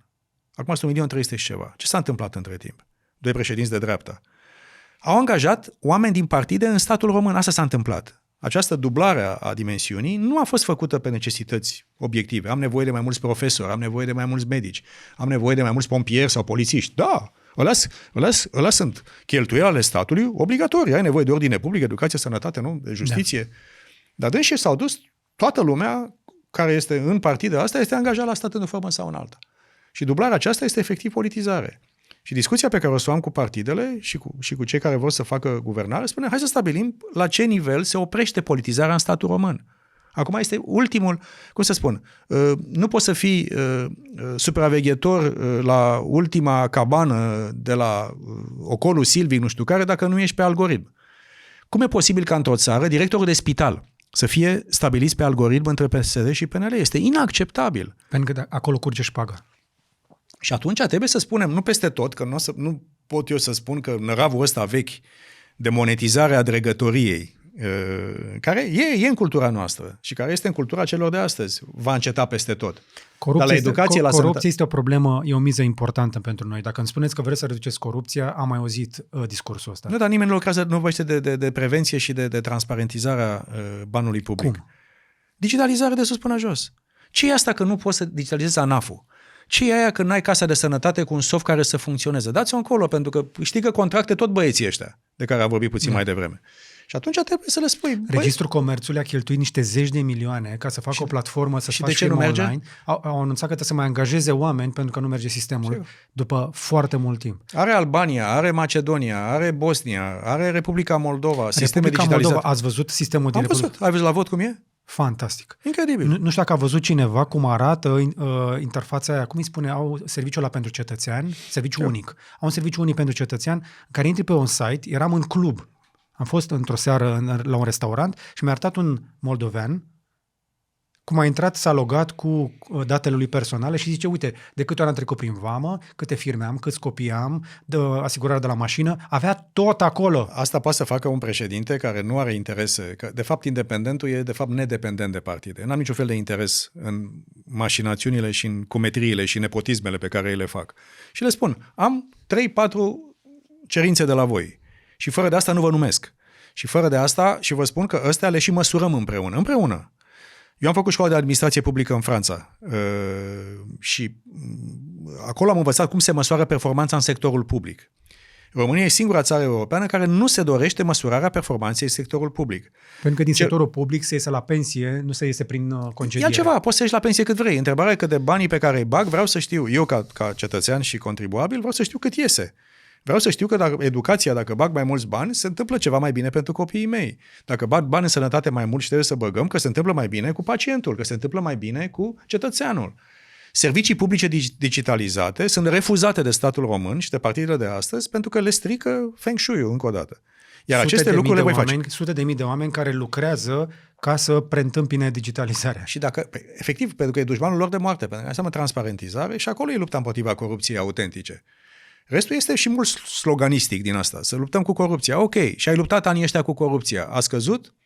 Se pare că nu. Conform datelor de la Comisia Europeană, 35% din firmele din România raportează că nu au putut câștiga licitații din cauza corupției de Deci, la încă o stat. dată, transparentizarea sectorului public din România și măsurarea performanței este singura cale ca să devenim și cu un stat un pic mai agil, un pic mai puțin disfuncțional. Iar asta știu să fac. Asta am făcut toată viața mea, am măsurat performanță, am făcut performanță la nivel înalt, am studiat performanță în sectorul public. Și asta e o chestiune pe care o voi cere în mod explicit celor care vor veni la guvernare. Pentru că, în realitate, trebuie să cereți că nu o puteți face. Ca președinte nu aveți putere executivă. Va trebui, am mai vorbit despre chestia asta, v-am întrebat și ați recunoscut că veți fi, dacă vor câștiga alegerile parlamentare, nu va trebui să numiți de la PSD. Stați un pic. Dincolo pe cine vom vedea cine e la PSD, cine e la PNL, cine e la USR. Nu cred că, dacă pierd alegerile, nu cred că e automat ca cei care sunt astăzi lideri să fie și mâine lideri. Nu știu. O să vedem. Nu, stați, că știți și noastră foarte bine. Dacă pierde alegerile Ciolacu, trebuie să-și dea demisia. Ca așa e în PSD. Nu știu, dar e treaba pierzi dâncilor. alegerile, pleci. Eu nu sunt un președinte care, cum se întâmplă la PNL, să vină în congres și să impună președintele partidului. E treaba dâncilor. Partide democratice să-și aleagă pe cine doresc. Și cu aia o să discutăm, cu cei care vor fi atunci. Dacă sunt aceiași, discutăm cu ei, dacă sunt alții, discutăm cu alții. Dar pe de altă parte, deci încă o dată, există în clipa de față o modificare importantă a definiției securității naționale. Securitatea economică, cibernetică, energetică, agroalimentară, protecția mediului și riscul de cataclisme naturale. Uitați ce este în Spania, nenorocirea nenorocirilor. Și nu se mai termină. Și nu se mai termină. A început acum în Catalunia. Doamne, iartă-mă, e ceva, vorbeam cu prieteni de acolo. Este cumplit. Ăstea vor veni, Doamne ferește, și pe la noi. Se deșertifică România. Aceste chestiuni fac parte din securitatea economică a acestei țări. Și de asta, în propunerea mea, vom face împreună cu guvernul un birou de securitate economică și atunci când eu vorbesc despre digitalizare, de exemplu, mă uit și dinspre unghiul meu de securitate națională, mandatul meu constituțional, și cu guvernul pe unghiul de implementare a acestor chestiuni. Nu scapă de mine, chit că mă duc la o dată pe săptămână în ședința de guvern, până o fac. Sau dacă nu, vorbim cu poporul, pentru că asta e ceea ce cred că actualul președinte a făcut foarte puțin. Nu vreau să comentez mandatul domniei sale, lumea judecă singură. Dar să nu comunici, să nu vorbești ce vacanță lungă a avut. Și cu... asta e răutăcios. Dar... Mandatul 2 a fost o vacanță nesfârșită. Deci sunt instrumente de mare putere. Și mai este ceva. Președintele reprezintă România în Consiliul European, da? Stați un pic. Trebuie să vă întrerup un pic, dar e gluma prea bună. Dacă ați lua mandat de președinte, ar putea să fie o pensie frumoasă. Dacă ați continua ca Iohannis. Am pensie de la NATO, mulțumesc mult. Am pensie de la NATO. Chiar vreau să vă întreb de asta. Ați avut un salariu destul de bun, 20.000 de euro era salariul, nu? Da. De pe urma muncii la NATO, sunt convins că aveți o pensie interesantă. E pensie privată. Deci am contribuit... Cât aveți pensie? Nu știu, era 8 și ceva la sută din banii ăștia pe lună, cred că îi dădeam la pensie, nu știu exact. Da. Deci ne obligați să investim în propria pensie, ceea ce e bine. Așa că sunt relaxat și liniștit, cu sau fără, nu de pensia aia o să știți că nu o să fiți dumneavoastră Matusalem, nu o să trăiți 100 de... Nu știu dacă să vă ajute Dumnezeu să trăiți cât mai mult. Păi nu spunea că se schimbă specia? Să vedem dacă Homo bionicus. Să vedem cât prindem. Dar speranța de viață în România e 77. Hai să zicem că poate săriți, să vă duceți în 80 și mai aveți în față o perioadă în care ați fi putut să stați destul de liniștit la locul noastră. Mandatul de președinte, nu știu... Cum o să mai faceți cu podoaba capilară încă 5 ani, dacă stați într-o funcție? Că v-am văzut transformându-vă la NATO. Eram cu bucle când eram tânăr. Ce se întâmplă? Sunt decizii în viață pe care trebuie să le iei. Dar nu vă va lungi viața chestia asta și sunteți conștient? Cum să spun, până la urmă o viață ai și măcar să o folosești să o pui la muncă, să faci ceva în spatele tău. Încă o dată, sunteți pe timp împrumutat. Știți foarte bine chestia asta. Fiecare zi ca președinte era mai comod. Nu vă va lungi viața. Trebuie să recunosc că ar fi fost mult mai comod și a fost o discuție și în familie și cu prietenii cei mai apropiați dacă merită să ne băgăm în toată distracția asta. Și știam că va fi campania diferită și dificilă, dar știam că și anii Eu sunt un om care mă implic, eu muncesc, eu sunt workaholic, adică muncesc de dimineață până seara, așa sunt eu construit. Dar, până la urmă, treci prin viață pentru ce? Doar pentru confortul personal l-am. Să demonstrez ceva, cred că am demonstrat și la NATO și în alte părți că mă pricep la ceea ce fac. Efectiv, cred că este uneori o chestiune pe care simți că trebuie să o faci. Chiar și așa. M-am uitat la dumneavoastră și m-am uitat la Jens Stoltenberg. anii de la NATO, spuneați dumneavoastră că nu vreți să fiți smochinit. Mulțumesc mult. V-am văzut prin niște transformări fizice. Complimentul, nu? Echipa de aici, mulțumesc mult. Da, serios, acum, suntem bărbați și să fim sinceri în legătură cu lucrurile astea. Nu deveniți mai tânăr. Iar cel puțin la Jens Stoltenberg se vede chestia asta dramatic. Presiunea postului este fantastică asupra sănătății și la noastră nu cred că, dacă cumva ajungeți președinte, nu cred că va fi mai ușor. Nu vreau să, nu e o chestie de laudă, dar nici nu vreau să vă încurajez. Până la urmă e o decizie e o opțiune în viață. Dacă vrei să duci o viață liniștită și comodă, poți să o faci. Dacă vrei să te bagi la ham, la jug, te bagi. Eu am decis să mă bag la ham și la jug. De ce? Pentru că așa sunt construit. Într-un fel, și țara asta, lăsând la o parte toate... Dincolo de țară, de ce e important pentru dumneavoastră personal? Pentru că simt că e un moment periculos pentru țară. Simt că este o chestiune complicată. Este o perioadă în care, efectiv, nu se mai joacă un joc liniștit. E un joc complicat. Se schimbă lucrurile dramatic. Și cred că este, într-un fel, obligația mea să încerc să dau ceva țării mele. Dacă dau, am încercat. Dacă nu dau... Da, o doză de narcisism nu aveți? E și un pic de vanitate, fără îndoială. Poate că undeva în subconștient e și 2009, pentru că acolo a fost clar o chestiune complicată și care m-a marcat. Oricât de mult am pus-o eu deoparte, e acolo undeva. Poate și dovada de a demonstra că, într-adevăr, poți să ajungi la acest nivel. Dar una peste alta, după atâția ani de zile, mult mai matur și nici timpul nu este infinit în fața noastră, hai să spun invers, cred că am hotărât că a da 5 ani sau 10 ani din viața ta pentru un scop mai mare decât propriul tău ego, e un lucru care merită încercat. Și cred că de-a lungul istoriei naționale au fost lideri de acest gen care puteau să ducă o viață bine mersi într-o zonă de confort și au decis să iasă în față, să-și asume riscuri. Mi le asum și eu și sper să fie cu noroc. Am mai avut invitați pe care am întrebat chestia asta, oameni care au avut succes în business și care mi-a spus, în niciun caz, mi-a zis familia că dacă mă bag, pleacă de acasă pentru că este o luptă murdară și se sparg familii. Odată ce intri în politică, aproape nimeni nu a scăpat fără mari probleme familiale. Și de-aia cum să zic, e ca și cum te expui unui risc atât de mare încât să te gândești, totuși de ce o face? După o carieră de succes, o pensie bună, ar putea să-și trăiască bătrânețile liniștit, pensia sau să fie productiv altfel? Nu m-aș fi oprit nici în cazul care nu candidam, adică nu sunt omul care să stea acasă și să mănânce pensia. Asta e felul meu. În America am învățat asta că nu există pensie. Pensia este o relație administrativă cu fostul tău angajator. Pensia e o stare de spirit. În clipa în care ieși la pensie în capul tău, ești deja cu picioarele înainte în drum către lumea elaltă. Da, o fac o pasiune, îmi place ceea ce fac, cred că pot aduce ceva țării mele. Dacă voi reuși să câștig președinția, am să fac ce depinde de mine și să facem treabă bună. Și totuși, ce puteți face efectiv? Pentru că exact ce spuneam... Enorm de mult. Vorbeam de partea a doua a mandatului și a puterii instituționale a președintelui și constituționale, este că reprezinți România în Consiliul European. 80% din legislația națională este influențată direct sau indirect de ce se întâmplă în Europa. Negociem prost în Europa, pierdem bani europeni, nu lucrăm bine între noi. Avem la comisar și la influență de Deci, cred că și acolo, adică dinspre securitate economică și dinspre problematică europeană, plus problematica de securitate națională mai standard, armată, servicii și așa mai departe, justiție, cred că mandatul președintelui este extrem de larg. Întrebarea cum vrei să-l folosești. Că poți să-l folosești, cum a făcut Traian Băsescu, să apelezi cu prioritate la bâta statului și să creezi instrumente foarte contundente, multe ori în afara oricărei norme democratice, sau să fii mai relaxat, cum a fost ultimul președinte, în care să spui, ok, folosesc doar când e nevoie. Apăs pe buton să fie cine vreau eu la PNL, îmi fac o treabă, îmi fac altă treabă. Eu am să folosesc toate aceste instrumente ale președinției 100%. Asta nu înseamnă că nu respectăm diviziunea muncii cu guvernul sau cu parlamentul sau cu societatea. Adică ce puteți face efectiv în Europa? Pentru că după ultimele alegeri europarlamentare, România pare că a luat bățul scurt. Ce poți să faci? Poți să te bați... N-am luat mai nimic.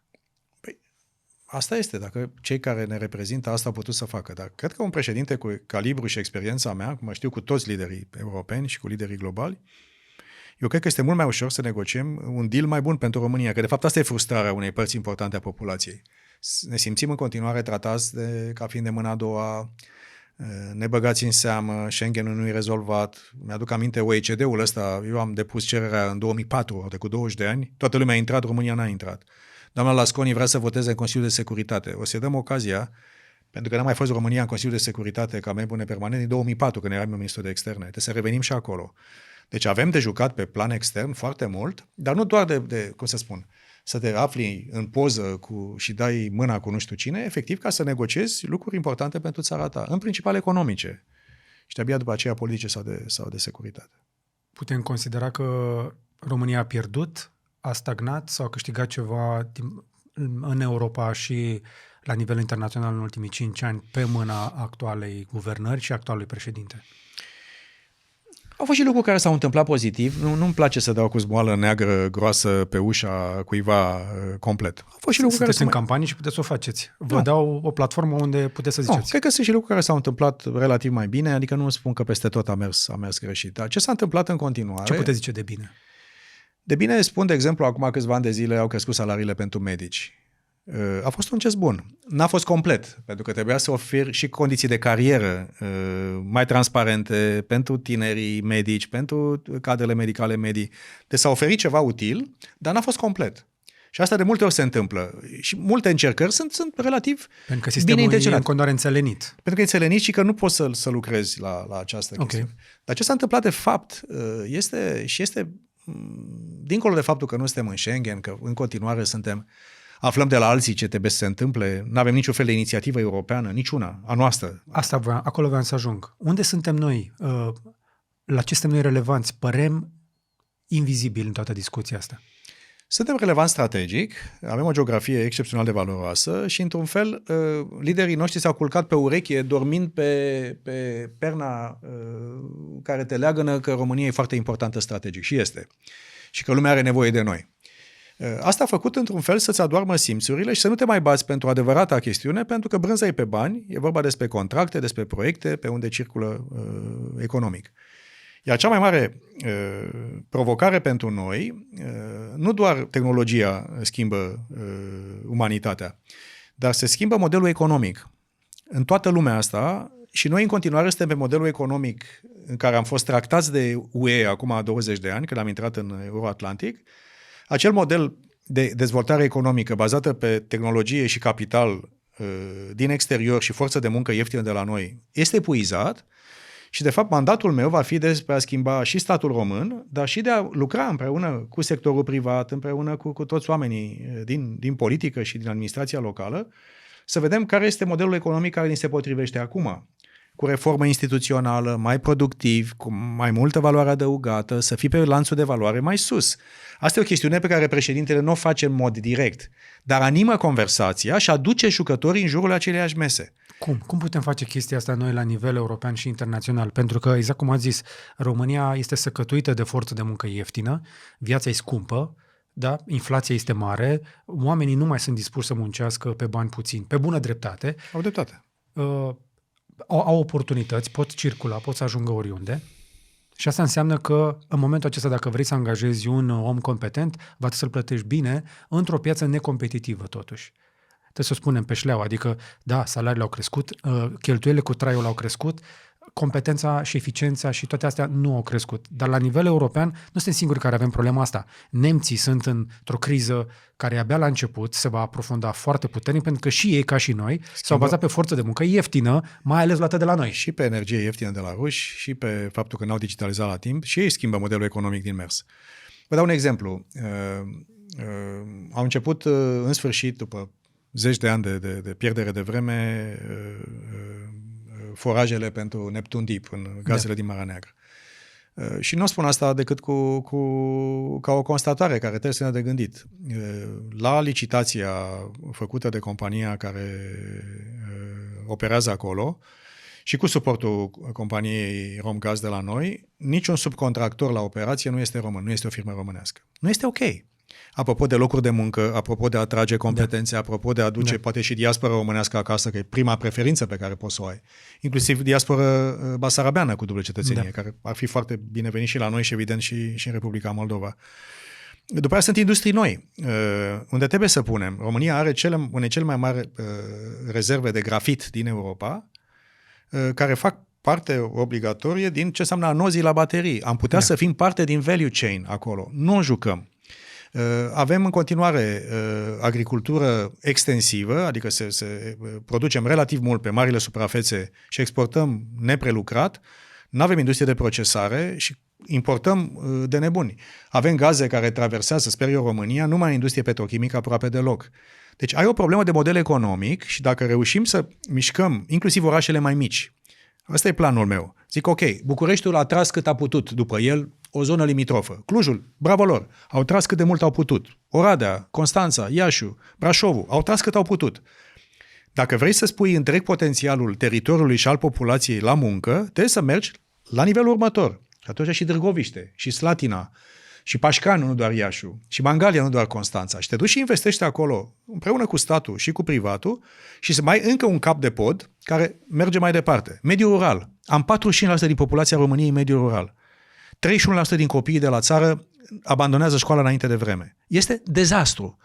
Ascensorul social pe care școala îl reprezenta nemai funcționând, ascensorul a fost transversal, au plecat din țară.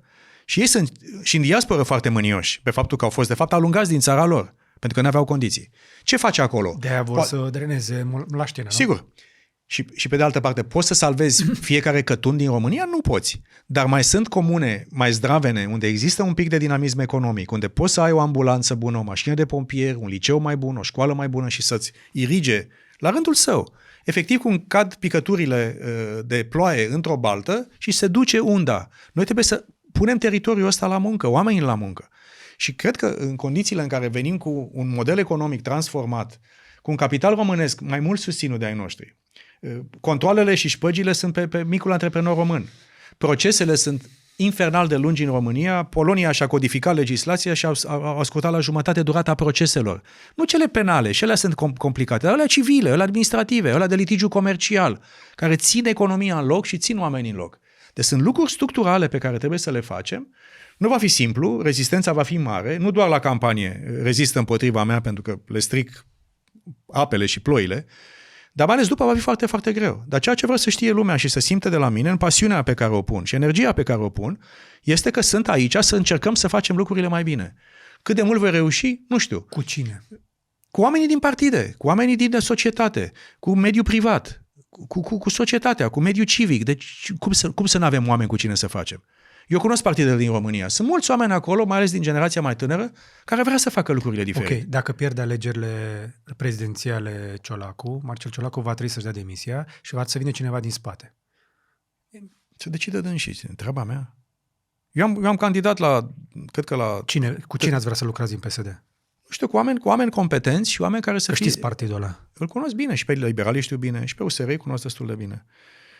Deci, să-și aleagă pe cine doresc dâns și cu o singură rugăminte și dacă e cazul de formare de guvern, să spun, foarte clară, veniți cu o echipă de oameni competenți. Veniți cu o echipă de oameni fără probleme de integritate. Veniți cu mai multe femei. Eu cred că astăzi în România avem o problemă de nereprezentare sau subreprezentare. Avem 18% din Parlamentul României femei, cel mai jos din UE. Guvernul României este cel mai puțin echitabil pe gender pe care îl avem din Europa. Deci încercați să veniți și cu oameni mai ca lumea și veniți și cu chestii mai moderne puțin. Și au oameni, să știți. Sunt partide importante, partide cu resursă umană importantă, dar știți cum e, pește de la cap se împute și dacă direcția e proastă... Femeile de care ziceți din Parlament, toate vorbesc de un comportament foarte nepotrivit. Misoginist din ăsta, dus la extrem, adică nu e ok. Deci sunt lucruri pe care am să le cer, am să le impun. Eu nu plec de la ideea că trebuie să ai o relație, cum să spun, agitată cu guvernul. Pentru că fiind independent, eu nu am o preferință pentru un partid sau altul. Fiecare din cei cu care voi lucra vor fi partenerii mei. Și o să fie lucruri grele de făcut, o să aibă nevoie de președinte, să le țină spatele. Când va fi greu, că o să fie chestiuni care nu vor fi populare. Președintele trebuie să le țină spatele, nu să se dezică de ei și electoralist să spună, știi ce, îmi conserv eu o zestrea de voturi. Ce voturi? Eu am peste 5 ani de zile alegeri încă o dată. Okay, deci cred că e o abordare diferită a modului în care putem face astea. Am văzut o relație excelentă la capitolul ăsta între guvern și președinție. Toate dorințele și toate nevoile, cu un buget altfel destul de mic inițial al administrației prezidențiale, s-au întâmplat. N-a fost avion prezidențial, am avut un jet la dispoziție la orice oră, s-au cheltuit sume uriașe acolo pentru toate deplasările astea. Eu sunt convins că PSD-ul, dacă va fi din nou la guvern, ar avea capacitatea asta să vă anestezieze, dacă ați fi președinte, cu atenție, cu beneficii și cu toate să lăsați în pace să-și facă treaba. Cum ne puteți promite nouă că puteți să țineți piept unui partid stat deja? Unul că îl cunosc și nu am... Mecanica puterii îmi este cunoscută. Nu pot să vii și să mă... Poate fi schimbat partidul ăla? Se poate lucra cu el corect, omenește? Cât am fost președinte la PSD, a fost o bucată de timp care a răspuns pozitiv la democratizare, descentralizare, europenizare. Deci au fost, dacă stimulul și stimulentul este bun, există în fiecare partid și Marcel Ciolacu zice că n-a fost niciodată așa de bine ca acum PSD. Atâta deschidere și democrație n-a fost niciodată. Fiecare se uită, evident, subiectiv la acel subiect, la acea zonă. Ce se întâmplă? Nu mă pot anestezia. Unul, pentru că eu n-am nevoie de fuduleală. Am fost și la NATO lider mare, eu n-am nevoie de nimic altceva decât să-mi fac datoria. Doi, nu mă pot păcăli. Și la ceilalți contracandidați, o spun cu toată deschiderea și simpatia, toți sunt novici în politică. Și domnul Ciucă și doamna Lasconi. Doamna Lasconi probabil cel mai puțin pregătită candidat din toți cei care sunt în 14 candidați. Și ceilalți care mai sunt acolo în horă. Deci, într-un fel, dezavantajul meu este că am mai fost în politică, avantajul meu este că am mai fost în politică. Și că nu pot nici cu anestezia și nici cu sărumâna, nici cu nimica, știu cum se joacă jocul, nu pot să vină să vândă castraveți la grădinar. Cel puțin Ciolacu pe asta se și bazează, zice, domnule, eu încă învăț, dar sunt bine intenționat, eu sunt aici cu românii, încerc să ajut, încerc să fac bine, să facem bine ca să fie bine pentru mai multă lume, ca să nu fie rău. La fel... Vor continua exact cu metoda de până acum. Dacă este bună, e bună, dacă lumea o consideră bună, să o voteze, dacă nu e bună, trebuie să o schimbăm. Deci e clar că metoda de acum e o metodă care ne... Meditații la engleză și la economie în timp ce ești premierul țării. Deci, încă o dată, Maia Sandu a fost la Harvard, doi candidați au fost la Universitatea Ecologică din România. E diferență de calibru și de pregătire, asta e evident. Domnul Marcel Ciolacu încă nu și-a publicat diploma de bacalaureat. Da, tot la Ecologică, parcă a fost și după, cu sau fără bacalaureat. Da. Vorbim un pic de Maia Sandu? Da. Ce a reușit să facă este într-adevăr remarcabil, pentru că dacă pica și Moldova, după ce a picat Georgia, eram cu Ucraina în mari chinuri, nu eram bine. Da, la meciul nu e încă câștigat definitiv, pentru că vin parlamentarele peste câteva luni de zile. Și în Georgia ce s-a întâmplat, a câștigat la limită partidul Pro-Moscova, cu multe discuții. Cu violență în secțiile de vot, înfundat buletinele de vot în cutiile alea. Deci eu sunt convins că o cunosc pe doamna Maia Sandu, îi cunosc pe liderii de acolo. Sunt convins că au tras niște concluzii și dânsii după aceste două încercări foarte importante. Unul legat de cum să contracarezi influența hiper-malignă a Rusiei, joacă brutal pe război hibrid în toate direcțiile, și doi, cum să comunice cu acel segment de public care astăzi nu este neapărat pro-Rusia, nu este neapărat mituit de Rusia, nu este neapărat în buzunarul ușor sau al cuiva, dar care încă nu este convins că performanța la guvernare a președintei și a guvernelor pe care le-a instalat e suficient de bună. Deci e o bătălie de aici până în martie-aprilie, când sunt alegerile la parlamentare la dâns, și va fi o bătălie cumplit de mare, pentru că Rusia, acum decât și-a perfecționat instrumentele de influență în Moldova. Doamne ferește de o situație pe frontul ucrainian un pic mai dificilă, pentru că teama de Rusia este tot timpul amplificată, le e frică de ruși. Transnistria, sunt tancurile, e ursul sovietic, sunt lucruri complicate la dânsii. De aceea să nu considerăm cumva, avem cu toții un răsuflat de ușurare, a câștigat Maia Sandu cu votul masiv al diasporei, dar meciul se joacă în continuare. Și România are de jucat un rol încă și mai sofisticat și mai complex, inclusiv de a ține Occidentul unit în sprijinirea Republicii Moldova. Pentru că Occidentul nu e singurul subiect de interes pentru dânsii. Sunt probleme și acolo, și în Orientul Mijlociu, și în alte părți.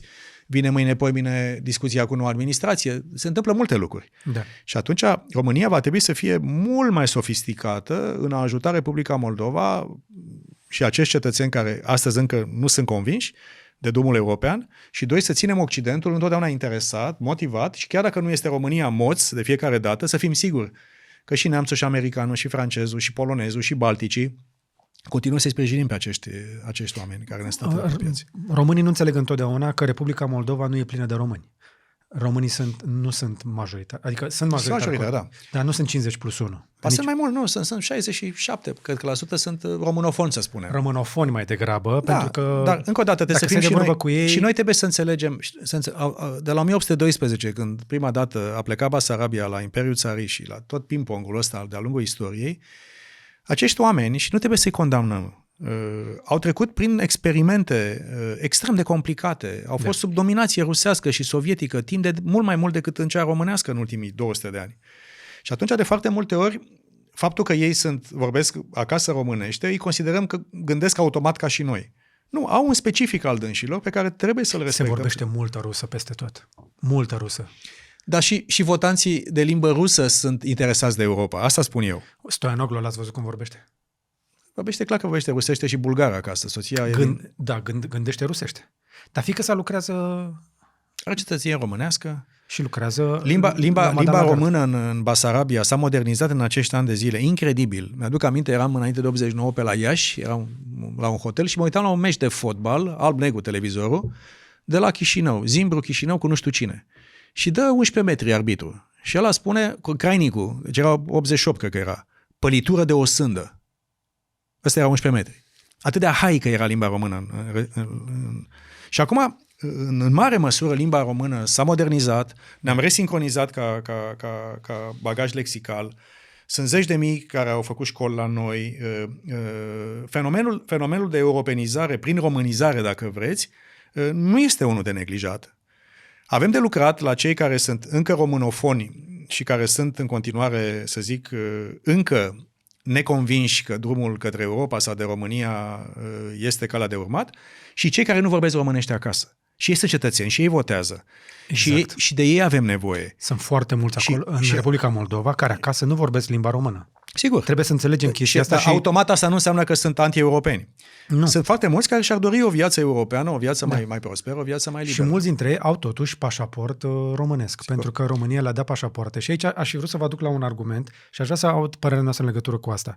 După ce am văzut numărătoarea voturilor, după voturile din Republica Moldova, Maia Sandu pierdea. Când au venit voturile din diaspora, s-a răsturnat radical. Ecartul ăla de 9%, 10% între ea și Stoianoglu este excepțional.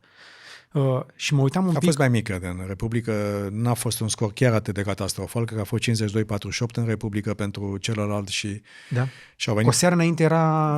Vorbeam cu prieteni de la Chișinău și din diaspora basarabeană și care erau puțin îngrijorați în timpul zilei turului 2 că nu vin suficient de mulți la vot în diasporă, ei aveau nevoie de undeva spre 280.000 să voteze, au venit 320.000. Deci a fost mai mobilizată diaspora decât la prima alegere a Maiei Sandu acum niște ani de zile. Pentru că până să vină rezultatele din Chișinău și din diaspora, Stoianoglu era în frunte. Sigur. Adică ne-am culcat cu Stoianoglu și ne-am trezit cu... Nu. La ei se votează în timp real, adică nu e o problemă să nu poți... A mai durat până când au venit toate voturile. Dar încă o dată, alegerile parlamentare sunt și diferite. Diaspora nu are atât de multe locuri în Parlament. Adică alegerile vor fi mai degrabă dar până la parlamentare. Mai sunt câteva luni, ca mâine. Exact. Eu deja mă pregătesc pentru modul în care putem să ajutăm Republica Moldova de aici până la parlamentare, ca să poată să convingă segmentul de public care astăzi este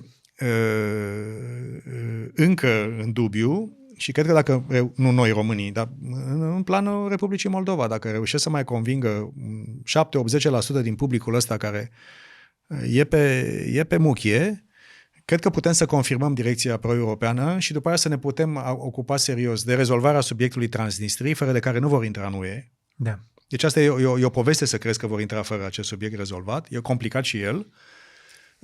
Și toți acești pași către integrarea în UE, Maia Sandu a zis 2030 ca țintă, Muntenegru și-a propus 2028 și nu e imposibil să o facă. E o țară foarte interesantă, micuță, un guvern excepțional, un președinte minunat. Adică vedem la țări din regiunea noastră guverne și președinți de mult mai mare calibru dintr-o țară mare cum e România. Încă se mișcă repede, pot fi agili. Dar aș mai rămâne un pic la Și subiectul nu au contraselecție la lideri. Ok. Nu au contraselecție la lideri. Ce înseamnă asta? Înseamnă că nu ajung cei mai competenți în vârful ierarhiei. E contraselecție. În loc să îi alegi pe cei mai buni, îi alegi pe cei mai combinatori și cei mai echipați pentru lupta din mlaștină pe care o descriei foarte frumos. Da, corect.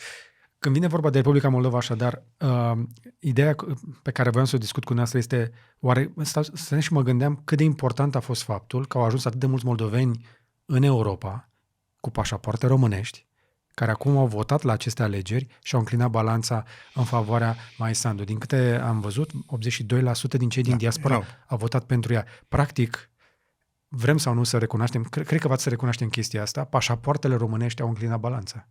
Da. Oamenii cu pașapoarte românești care au putut circula în Europeană și au putut munci, au văzut o altă versiune de viață, au văzut ce înseamnă Uniunea Europeană și au zis, bă, eu vreau ca aici, nu vreau ca dincolo.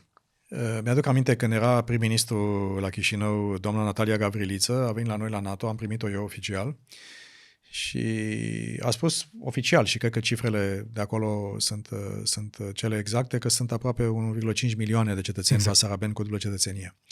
Se mai întâmplă ceva interesant, eu vorbesc foarte mult cu dânsii și am vorbit cu presa din Moldova foarte, foarte mult. Dacă inițial pașaportul românesc era o chestie utilitaristă, îl obțin ca să obțin un job în Europa. Cred că se întâmplă ceva foarte pozitiv din înțelegerea faptului că România, până la urmă, este principalul aliat și prieten al Republicii Moldova. Deci începe un pic într-un fel, dacă inițial a fost mai degrabă, trebuie trecem prin România și mergem în Spania, în Anglia, pe unde mai putem să mai mergem, sau în America, acum începe mi se pare că începe un fel de revalorizare a României și cred că este un fenomen foarte interesant. Și de asta cred că vor veni foarte mulți la alegerile prezidențiale din România. Nu numărul masiv care a fost la alegerile prezidențiale din Republica Moldova, dar cred că în clipa de față își dau seama că România este, pe lângă partea istorică, culturală, de apartenență la aceeași națiune și la multe alte lucruri care le avem împreună, că își dau seama că bunul mers al României este important și pentru Republica Moldova. O Românie mai solidă, mai țapănă, mai influentă, este bună și pentru dânsii. Da. Și cred că e un fenomen foarte interesant și trebuie să-l urmărim și pe el. Da. Când merg în comunitățile românești din diaspora, am fost foarte mult, văd tot mai multă comunitate basarabeană și românească venind împreună, la evenimente publice, chiar dacă bisericile sunt separate, vin după aceea la un eveniment, la un praznic împreună. Începe să existe o formă de, cum să spun, de modest vorbind, de un fel de omogenizare a ideii că și basarabeanul și românul, indiferent de unde este, avem mai multe lucruri în comun decât limba și apartenența și istoria și avem și interese comune. Și dacă reușim să lucrăm mai pragmatic cu dânsii, eu cred că vom putea avea acea majoritate a cetățenilor Republicii Moldova care să ducă vecinul nostru către Europa alături de noi. Și Uniunea Europeană îi primește cu brațele deschise după ce și-a învățat lecția cu imigrația din Nordul Africii. Și în Europa poate să lucrăm, pentru că Europa, eu am experiența extinderilor de NATO și de UE. Așa. Și n-a fost ușor pentru România. În NATO am fost refuzați prima dată. Dacă ar fi fost astăzi, ne-ar fi primit, uite așa, pentru că dacă nu era război, îmbătrânește populația. Nu, dincolo de asta. Producția industrială din vest. A fost o idee, dar nu Republica Moldova are așa de puțini cetățeni, deja mai mult de jumătate din tineri lucrează deja în Europa. Deci e un criteriu politic. E un criteriu de arhitectură politică a Europei după războiul din Ucraina. Deci România va avea un rol de a ține Occidentul nu doar motivat să-i sprijine, dar și unit în fața ideii că trebuie să-i avem în Europa. Discuția de Moldova nu este independentă față de aducerea eventuală a Ucrainei în UE și e complicată, e țară mare, costă mulți bani, schimbă dinamica, e alt tip de volum. E o țară răvășită de război. De război, de multe lucruri. Deci România va avea un rol pe care cred că mulți de aici, de la noi, vorbesc din clasa politică, nu înțeleg cât de sofisticat și de complex va fi rolul nostru pentru a ține vecinii noștri în afara sferei de influență rusească și cât mai aproape de noi cu putință. Deci este un joc de mare sofisticare. Și am mai putea face ceva util. Am putea să refacem legătura cu românii din Bucovina de Nord? Și comunitățile istorice de români e și sudul Basarabiei, care... Eu am vorbit cu ucrainienii și cu Zelenski și cu Kuleba când eram ministru de externe, când eram la NATO și le-am zis, nu e ok. Ce nu e ok? Nu e ok. De exemplu, episodul cu bisericile sau cu bâstroie. Am zis, atenție foarte mare, că există, după valul de simpatie uriaș al românilor față de refugiații ucrainieni. A fost incredibil. Așa de mândru am fost de ai noștri. Și am fost prin Bucovina românească și acum își aduc aminte cum au venit, cum au ajutat, cum au făcut. Și după aia a apărut într-un fel că treaba asta era privită oarecum ca că li se cuvenea, într-un fel. Și atenție foarte mare la lucrurile simbolice. Aveți în România un vecin și un aliat care vă ajută cu tot ceea ce putem. Și multe lucruri nu se știu din ce face România pentru dânsi. Și atenție foarte mare că atunci când voi aveți o cauză justă, de exemplu, să scoți Biserica Ortodoxă Rusă din bisericile din Ucraina, e normal să încerci să o faci, pentru că acolo există, evident, Biserica Ortodoxă Rusă este agentul direct de influență și propagandă al Kremlinului. Dar asta nu înseamnă că enoriașii de etnie română din Maramureșul istoric, din Bucovina de Nord sau din zona de Basarabia de Sud, nu trebuie să le oferim o altă soluție decât faptul că le închizi biserica și le iei popii pe sus. În Basarabia, de exemplu, Republica Moldova, Biserica Ortodoxă Română operează acolo și cam o treime din parohii sunt la noi. Hai să facem și noi aceeași chestiune. E foarte multă nervozitate în Bucovina românească pe chestiuni, adică sunt chestiuni sensibile pe care cred că dacă le-am explicat puțin mai ferm, tot colegial, eu am nevoie de Ucraina să stea în picioare, cred că am putea să obținem un tratament mult mai bun pentru ai noștri. Se termină anul ăsta și un pod nou peste Tisa, la Sighetul Marmației. Trebuie să continuăm să facem puncte de frontieră cât mai comune cu putință și cu moldovenii și cu ucrainienii. La Giurgiulești avem o triplă frontieră, România, Ucraina, Republica Moldova, și le-am propus și lor, și alor noștri, și moldovenilor să facem un singur control la un triplu punct de frontieră. Să nu mai stea tirul de acolo sau băbuța mea care vinde în Galați ceva de pe partea alaltă a graniței. Hai să creăm condiții să putem să facem treaba asta. Deci, statul român a uitat de comunitățile de români din Balcani. Statul român era, cum să spun, era țara, cum să spun, pentru toți, dincolo de cei care au uit în cadrilater și acum sunt în România. Am și eu în familie, foarte mulți din zona de români. Dar România nu mai joacă rolul de protector, în sensul bun, al românilor din Balcani. Deci avem multă treabă de făcut. În Valea Timocului e treabă de făcut. Chiar și mica comunitate din Ungaria de români. Da. Deci trebuie să devină politică de stat. Este iarăși un subiect înnecat undeva în istorie, că la un moment dat a existat tentativa de a unifica Bulgaria cu România. De a exista un singur regat cu un singur rege. A fost un țarat româno-bulgar într-o anumită perioadă. Dacă nu greșesc, lui Ferdinand i s-a oferit coroana, dacă nu știu mă înșeală memoria. Știu că României s-a oferit Congo, după aceea Belgian, o colonie, și ai noștri au spus nu putem să operăm, e prea departe. Dacă e adevărat, cred că am citit undeva. Oricum, până una alta, într-adevăr, suntem mai asemănători decât suntem diferiți și nu o să vă vină să credeți, dar asta mi-a spus-o și un neamț. Deci dacă noi știm asta în legătură cu moldovenii sau cu românii sau ucrainenii care poate mai știu românește de prin Bucovina de Nord sau de jur împrejurul nostru. Am întâlnit acum, am fost la Câmpeni, în țara moților, să zic capitala țării moților, și am fost în piață și m-am întâlnit cu lume și am discutat și vine o doamnă, să zic, la vreo 40 de ani, așa înaltă, și vorbea foarte, foarte greu românește, în Câmpeni. Și spune, de unde sunteți? Din Cernăuți. Dar nu era româncă, era ucrainiancă. Și se refugiase acolo. Și cred că influența regională a României trebuie să crească foarte, foarte mult. Nu suntem o țară care să joace doar în zona Mării Negre. Suntem o țară care să joace 360 de grade în jurul nostru. Până în Orientul Mijlociu, până în Europa Centrală. Visegrádul este dat peste cap complet, cu Ungaria și cu Slovacia, care nu se mai înțeleg cu cehii și cu polonezii. E o invitație la joc. În Balcanii de Vest nu jucăm aproape deloc. Deci dacă vrei să fii o putere regională, trebuie să-ți asumi un rol de putere regională, nu doar militar și strategic, asta e de fapt dificultatea, dar și economic, și cultural, și burse pentru studenții de acolo care să vină la școlile tale. Influența, soft power, hard power, se redefinesc acum. Și cred că România joacă un joc prea timid și la nivel european și la nivel regional. Asta este genul ăla de discuție pe care greu să o ai cu ceilalți candidați când vine vorba. Cristian Diaconescu mai atinge bine zonele astea, dar v-aș aduce totuși înapoi în țară. Hai să vorbim un pic de 2025. Ajungeți, să zicem, eventual președinte la Cotroceni și am vorbit despre ceea ce ar trebui să faceți în legătură cu un pic de economie și lupta împotriva corupției. Apropo, lupta împotriva corupției nici măcar nu este în oferta electorală a domnului Ciolacu, nu știu dacă știți. Am văzut că nu. Nici nu mă miră. Și nici măcar despre justiție n-a vorbit prea multe. A zis că să lăsăm justiția să... Cred că fără să intru în chestii de familie extinsă, cred că sunt nepoții în România care ar putea să primească, să zic, numele de cod alchimistul, pe ce pune mâna se transformă în aur. Numești pe unul la Transelectrica, te apuci de afaceri în energie, numești pe unul la Agenția Medicamentului, te apuci de farmacii. Model de business destul de interesant.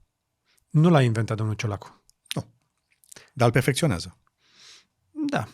PSD-ul și PNL-ul oricum l-au dus la nivel de artă în țara asta.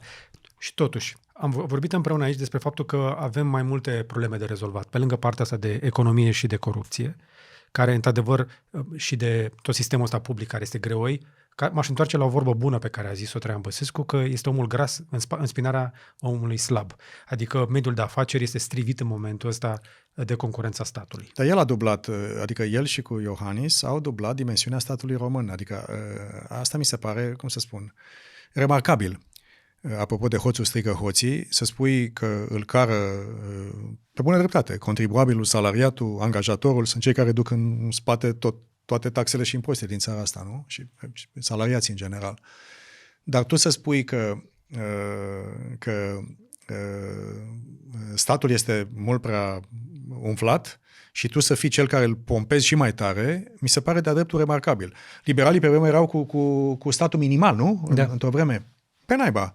L-a umflat cu aceeași, cu pompa, cum l-a umflat și Traian Băsescu și ceilalți. Eu n-am auzit discuții de doctrină în România de multă vreme. Adică noi suntem PNL-ul și noi luptăm pentru, sau noi suntem PSD-ul și noi luptăm pentru, sunt doar aceleași texte de campanie pe care le aud de prea multă vreme. Însă, PSD-ul nu vreau să le găsesc niciun fel să zic, de nimic altceva decât o constatare. Au reușit un pic să comunice, nu neapărat să facă foarte multe, pentru publicul dânșilor.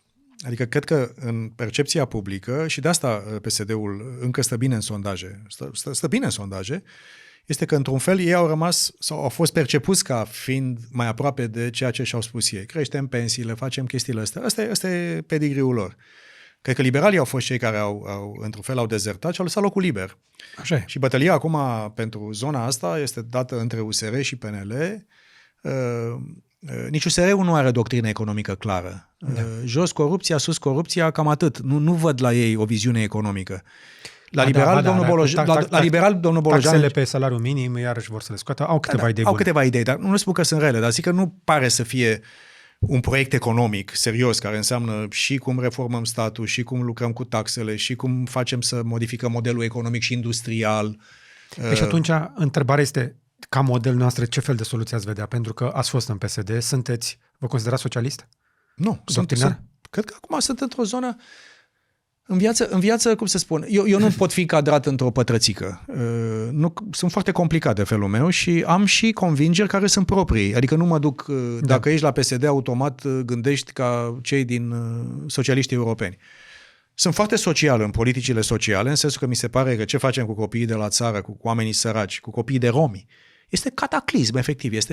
Este ceva incredibil de cinic. Incubăm generația următoare de oameni cu probleme. Efectiv, este absolut... Sunt foarte liberal economic, nu cred în intervenția statului. Cred efectiv că sectorul privat și alocarea de resurse pe un capitalism adevărat este mai utilă pentru societate. Și de asta nu mă regăsesc să zic astăzi PSD sau PNL. La USR sunt chestiuni care mă atrag, sunt chestii moderne, altele mi se par că sunt puțin bizare pentru gustul meu. Deci am într-un fel luxul să fiu cine sunt, fără să neapărat să-mi pun ar trebui să alegem, pentru că, din păcate, nu putem să avem toate gusturile de înghețată într-o singură cupă.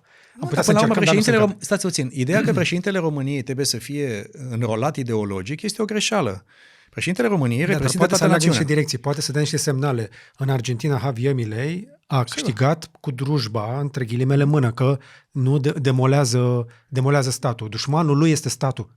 Și Deci dacă ar auzi Mitsotakis- românii așa ceva, un astfel de discurs, că mă duc să iau alegerile, o să iau puterea ca să distrug statul.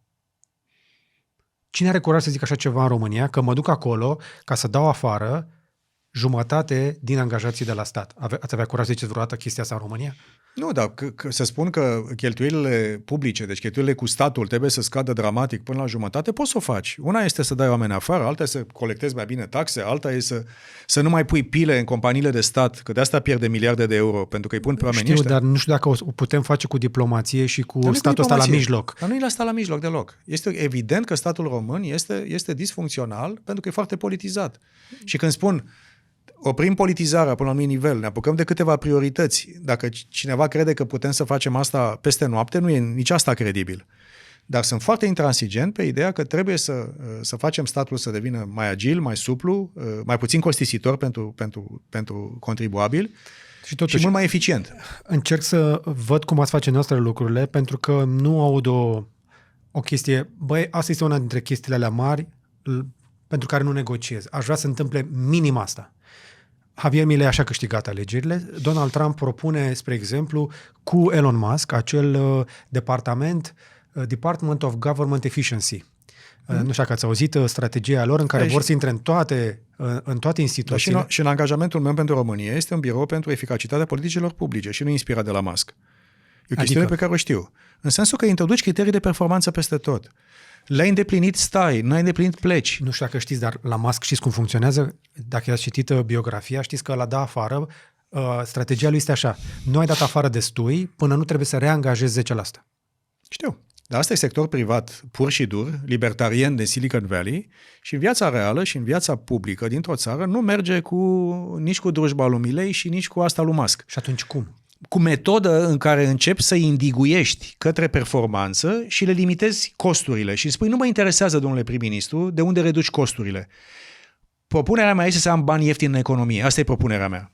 Inflație mică, credite ieftine, dobânzi mici, antreprenori care se împrumută mai ușor, oameni care își fac credite pentru locuințe la costuri mai mici. Asta este, de fapt, filozofia mea. Și este foarte liberală.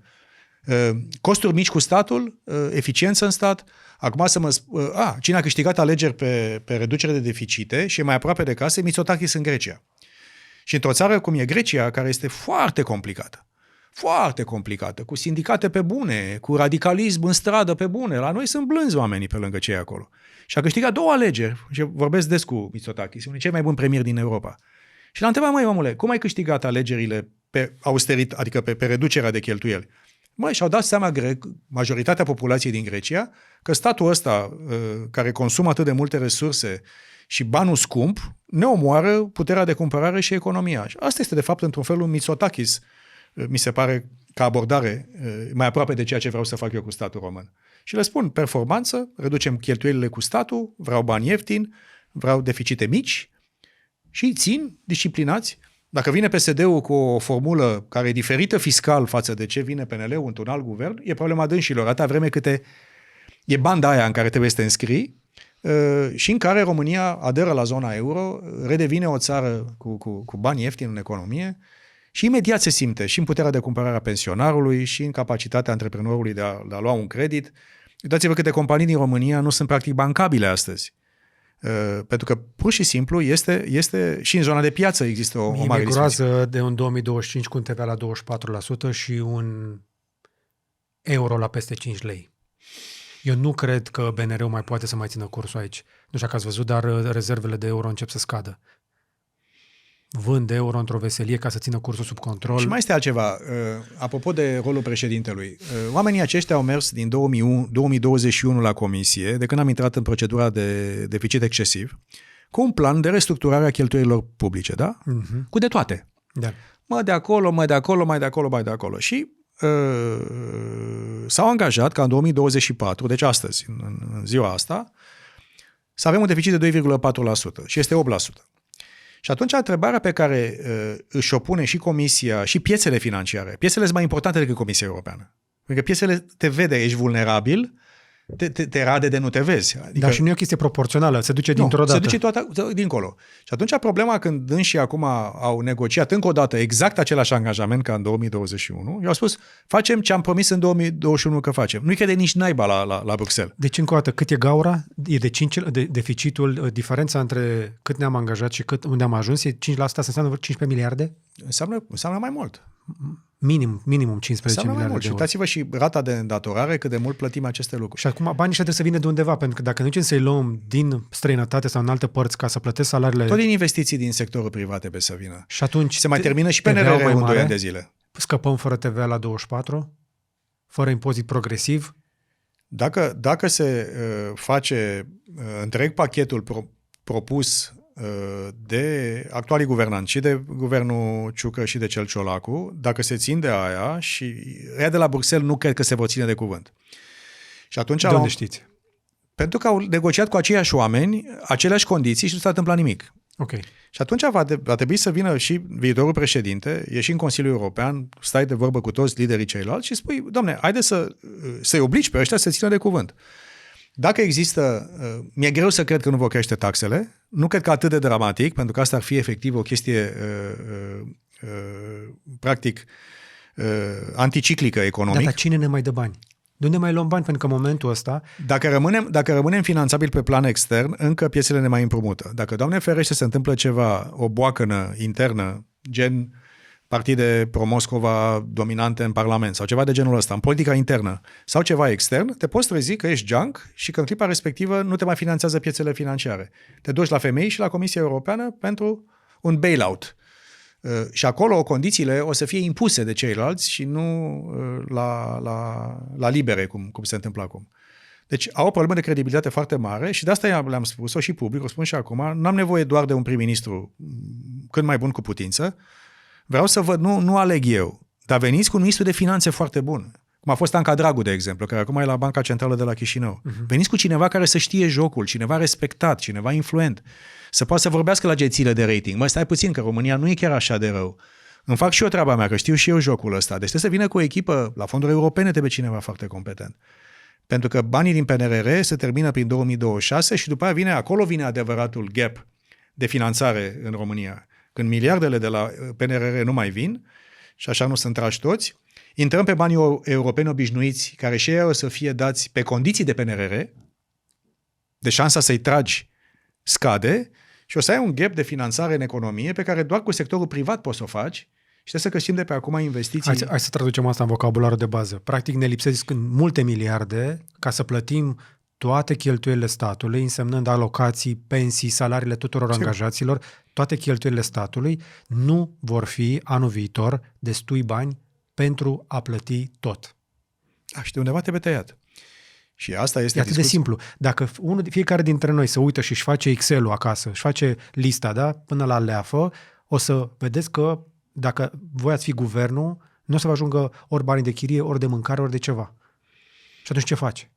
Și te apuci să îi ții la socoteală cu ceea ce s-au angajat în fața Comisiei Europene că o să facă. E un pachet de măsuri acolo, nu-l crede nimeni la Bruxelles, dar dacă vine o echipă nouă, un președinte nou, un prim-ministru bun, un ministru de finanțe foarte bun și vin cu acel program, putem să trecem prin anul viitor și anii viitor cu o ajustare graduală, cei 7 ani de ajustare care sunt negociați, se poate face dacă oamenii de acasă se țin de cuvânt și își fac treaba. Și va fi complicat. Pe deocamdată nu-și fac treaba, pentru că noi nu reușim, nu știu, $1 miliard rămâne pierdut din PNRR? Da.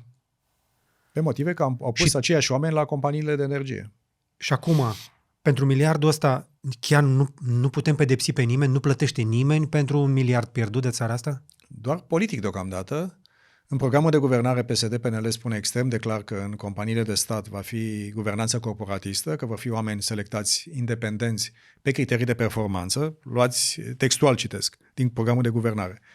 Și când ajungem în viața reală, pe cine îl pune? Pe tot ăla care îi dă lui nepotul business-ul la Transelectrica, tot oamenii din companie de energie și pierdem €1 miliard efectiv nevinovați cu noi toți. De ce? Pentru că nu vor să schimbe modelul de a monetiza dregătoria, cum am spus mai devreme. Deci afacerile familiei, $1 miliard pierdut, o grămadă de probleme în justiție, Batista pe țambal, pe foarte multe subiecte și noi părem în continuare că război la graniță, care este în faza cea mai dură. Ucrainenii spun că nu este cel mai rău de până acum. Și noi părem tot așa că suntem într-o chestie de genul ăsta, calea sigură pentru România. Suntem acolo. Și chestia asta pe mine, cum să zic, nu știu dacă sunt prea prăpăstios, dar sunt român și pun un pic rău înainte. Văd un an foarte dificil în față și încă nu am ajuns nu am atins cu adevărat subiectul climatic. Am lăsat pentru final discuția asta, pentru că pentru cei mai mulți îi plictisește, nu li se pare urgență, li se pare că noi vom scăpa, că noi suntem aici în grădina Maicii Domnului, știți, nu? Pe noi ne protejează, Doamne, noi n-avem cum să pățim, la noi nu se întâmplă. Un pic pe la Galați, Berila, pe acolo, dar nu. Urmează un an foarte greu, eu nici nu știu dacă vom termina anul fără o catastrofă. Pentru că părem că funcționăm pe timp împrumutat din punct de vedere climatic. Și asta este doar una dintre cele mai importante urgențe. Și în afară de pompieri, de smurți și de armată, noi nu părem că avem soluții. Pe toată partea asta de îmbunătățiri funciare, de diguri, de măsuri. Cum te poți pregăti pentru ploaie cât pentru un an într-o singură zi?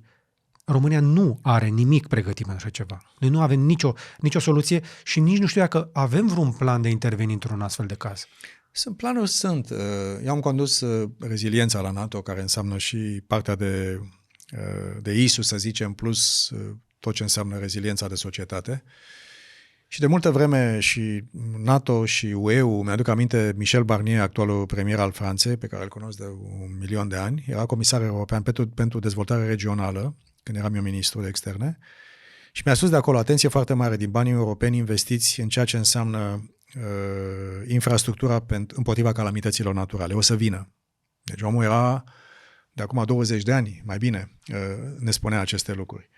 A venit acum premierul Finlandei și e într-o țară cu climă, să zic, nu neapărat predispusă la deșertificare sau la secetă foarte mare, care spun că trebuie să fie cheltuieli undeva pe 20% din cheltuielile naționale pentru infrastructuri, trebuie să fie făcute pentru infrastructuri de acest gen, de protecție împotriva calamităților naturale. România are astăzi 40 și ceva la sută din teritoriul național predispus la secetă. Fermele sunt extreme. Secetă masivă. Noi am abandonat sistemul de irigații din România.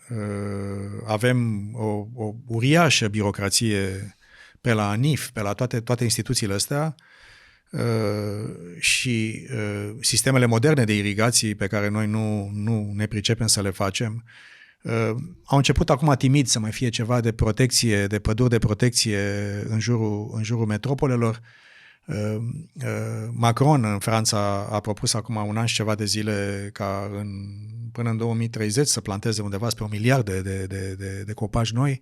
Deci un efort de societate al statului, un stat mult mai bine rânduit. Și președintele Iohannis a promis multe milioane de copaci. Și vă spun un singur lucru, cine crede că vom fi scutiți doar pentru că bunul Dumnezeu are grijă de România de astfel de fenomene, se înșală amarnic. Este aici, vine peste noi, nu ne putem proteja integral, dar planurile care există, să zicem, pe hârtie, trebuie să devină operaționale. Cetățenii nu știu să se pregătească în fața cataclismului, calamităților naturale. Nu știu unde să meargă. Uitați-vă în Spania, cu toată nenorocirea, voluntarii au venit cu miile să facă acest lucru. Care e mecanismul de a atrage voluntari? Care este mecanismul de a... Cum îi organizezi? Pentru că am văzut mărturiile lor care spuneau că nu aveau ce să facă, nu aveau cum să ajute cu adevărat și de-aia au fost furioși pe guvern. Sigur. Și chiar doar regele a scăpat. Regele a scăpat la limită. La limită. La limită, da. Ați văzut imaginile cu regele Spaniei între oameni? Apropo de noroi. Apropo de noroi. La limită a scăpat, pentru că s-a viralizat chestia asta că regele ar fi fost atacat, de fapt nu, a fost singurul care a scăpat. În rest, guvernul a plecat de acolo cu noroi. De unde nevoia? Astea sunt proiecte care durează, sunt scumpe, sunt multianuale, nu poți să le schimbi de pe o zi pe alta și asta este încă o dată ceea ce voi discuta cu partidele, inclusiv într-un fel de pact național, un fel de Znagov 2.0. Spune, sunt câteva zone în care trebuie să ne gândim ce facem împreună. Reorganizăm administrativ-teritorial țara, e clar că este organizată neeficient. Ne apucăm să modificăm Constituția la limită, dacă avem nevoie de așa ceva, o facem, nu o facem. Mergem către un echilibru corect între ceea ce înseamnă dezvoltarea teritorială și protecția mediului. Cum facem lucrurile astea? Ăsta e rolul unui președinte, de fapt. Nu să impună, să dicteze totul, nu să aibă toate soluțiile din lume, nimeni nu le are, dar să poată să adune în jurul mesei toți actorii interesați din societate. Asta am uitat să o mai facem în România. Și sector privat, și mediul civic, și voluntarii, și autoritățile locale. Și cred că aici trebuie să schimbăm mecanismul de lucru în România, pentru că la complexitatea lumii, chiar și un stat mai redus numericește nu automat va putea să facă singur față acestor presiuni. Ai nevoie de sector privat, ai nevoie de cetățeni, ai nevoie de biserici, ai nevoie de ONG-uri, ai nevoie de antreprenoriat social, ai nevoie de multe lucruri, pentru că presiunea care va fi pe societățile moderne, inclusiv pe România, va fi gigantică din multe direcții. Și dacă societatea nu este mai puternică, nu este mai încrezătoare unul în altul, și noi nu avem asta în România, va fi foarte greu, chiar cu un guvern performant, chiar cu un președinte super bun, să faci față atâtor presiuni simultane în același timp. Deci e o perioadă decisivă pentru viitorul României. Haideți să devenim un pic mai concreți. Suntem în noiembrie, noastră n-ați venit cu palton. Ați venit cu palton? N-ați venit cu palton. Sunt 15-20 de grade la amiază în noiembrie. Am fost în tricou zilele trecute și încă o dată simt că suntem pe timp împrumutat. Mă aștept să vină un eveniment climatic și la noi cât de curând, de pe urma căruia, în momentul în care vom avea o tragedie națională de proporții în țara asta, oamenii se vor întoarce către guvernanți și vor spune de ce n-am făcut nimic. Și abia atunci probabil că ne vom trezi în legătură cu aceste schimbări climatice, fie că ne place sau nu, ele se întâmplă. Dar nu scăpăm de ele, suntem dincolo de tipping point. S-a întâmplat, am trecut dincolo, nu mai dăm înapoi, nu va mai fi niciodată ca în copilăria noastră. Nu o să fie și sunt și metode moderne. Asta le-am făcut și la NATO. Se folosește inteligența artificială pentru a modela evenimente viitoare. Sunt acum sateliți extrem de sofisticați de prognoză de meteo pe distanțe în timp foarte mari. Poți să începi să te pregătești în timp modelând scenarii. Și cu toate astea spaniolii nu au fost anunțați decât prea târziu. Sigur. Și Spania e Spania. Și Spania totuși... Închipuiți-vă ce se întâmplă la noi cu instituții care sunt mult mai puțin rânduite decât cele din Spania. Și cei din comunitatea valenciană și modelul ăsta lor nu le-au permis celor din Andalusia să vină, nici altora, adică a fost un fel că ne rezolvăm noi singuri. Le-a propus Franța să trimită pe cineva niște pompieri și au zis nu ne descurcăm singuri. Deci a fost acolo un fel de autism, naționalism local, să spun. Îmi povesteau prieteni cu care lucrăm în Spania și spuneau, dom'le, era o femeie săracă care spunea că era o apă de 2 metri deja și de-abia atunci a intervenit alerta maximă. Și nici măcar n-au dus alerta la nivelul maxim cei din comunitatea valenciană. Deși era clar că vin lucruri foarte complicate. Deci, ce spun? Astea se exersează lucrurile astea. Noi asta am făcut la NATO multă vreme și știu să o fac asta și o face și România. Nu poate să fie doar un plan pe hârtie undeva. Este la ISU și la Ministerul Apărării și pe nu știu unde și pe la nu știu cine, că dacă se întâmplă vine pompierul acolo. Ok, foarte bine. Dar tot planul ăsta trebuie exersat. Așa cum planul împotriva unui atac cibernetic eventual trebuie exersat cu sectorul financiar bancar, cu spitalele din România. Dar cine atacă pe noi, domnul Geană? De noi nu atacă nimeni aici, noi suntem în siguranță. Ferește. Avem atacuri în fiecare zi de toate felurile. Este bombardament pe sub masă de tot ce vrei și ce nu vrei. Doamne ferește, este o luptă cumplită. Fugiți de aici, avem noi pe TikTok acolo tot ce ne trebuie. Asta e altă discuție. Ziceți dumneavoastră despre povești din astea. Ce să vrea ăștia de la noi? N-au ce să ne ia. Ce să ne ia?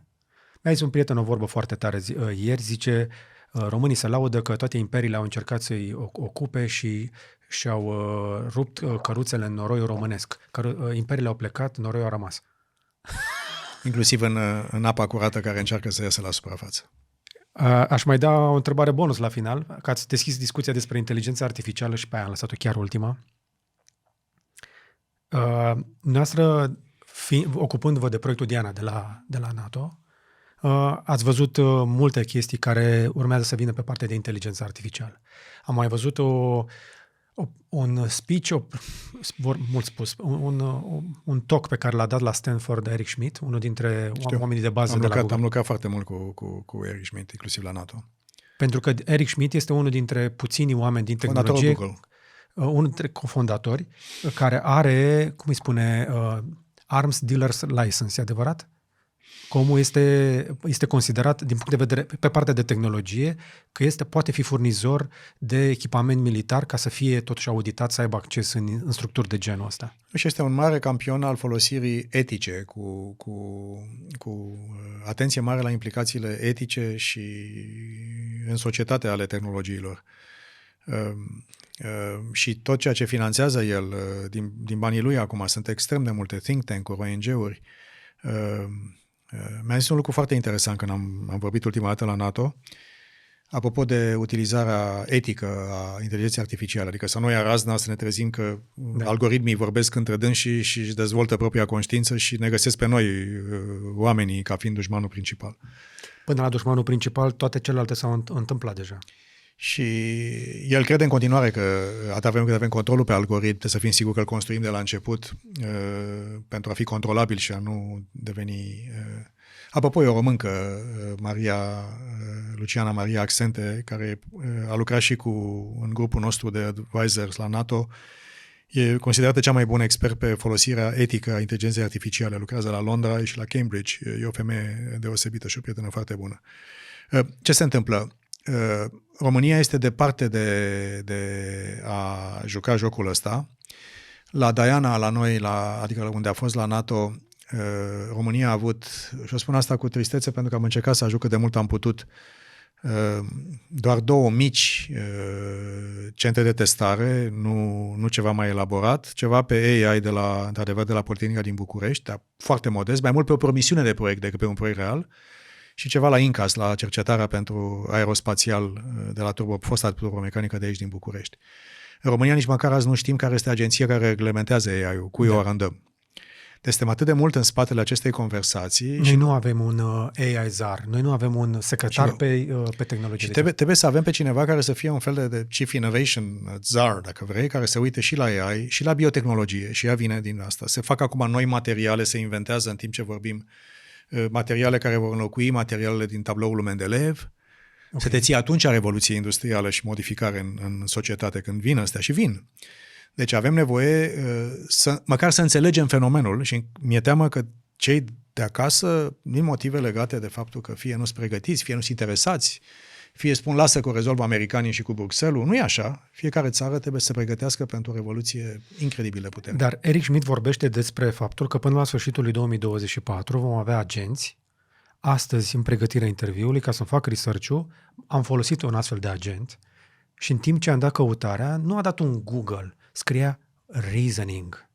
I-am pus întrebarea, a căutat în mai multe locuri și și-a luat câteva secunde și a zis reasoning, mă gândesc, evaluez și a pus întrebări în spate, mi-a arătat câte întrebări și-a pus și mi-a venit după aceea cu o listă de întrebări și de argumente și pentru dumneavoastră.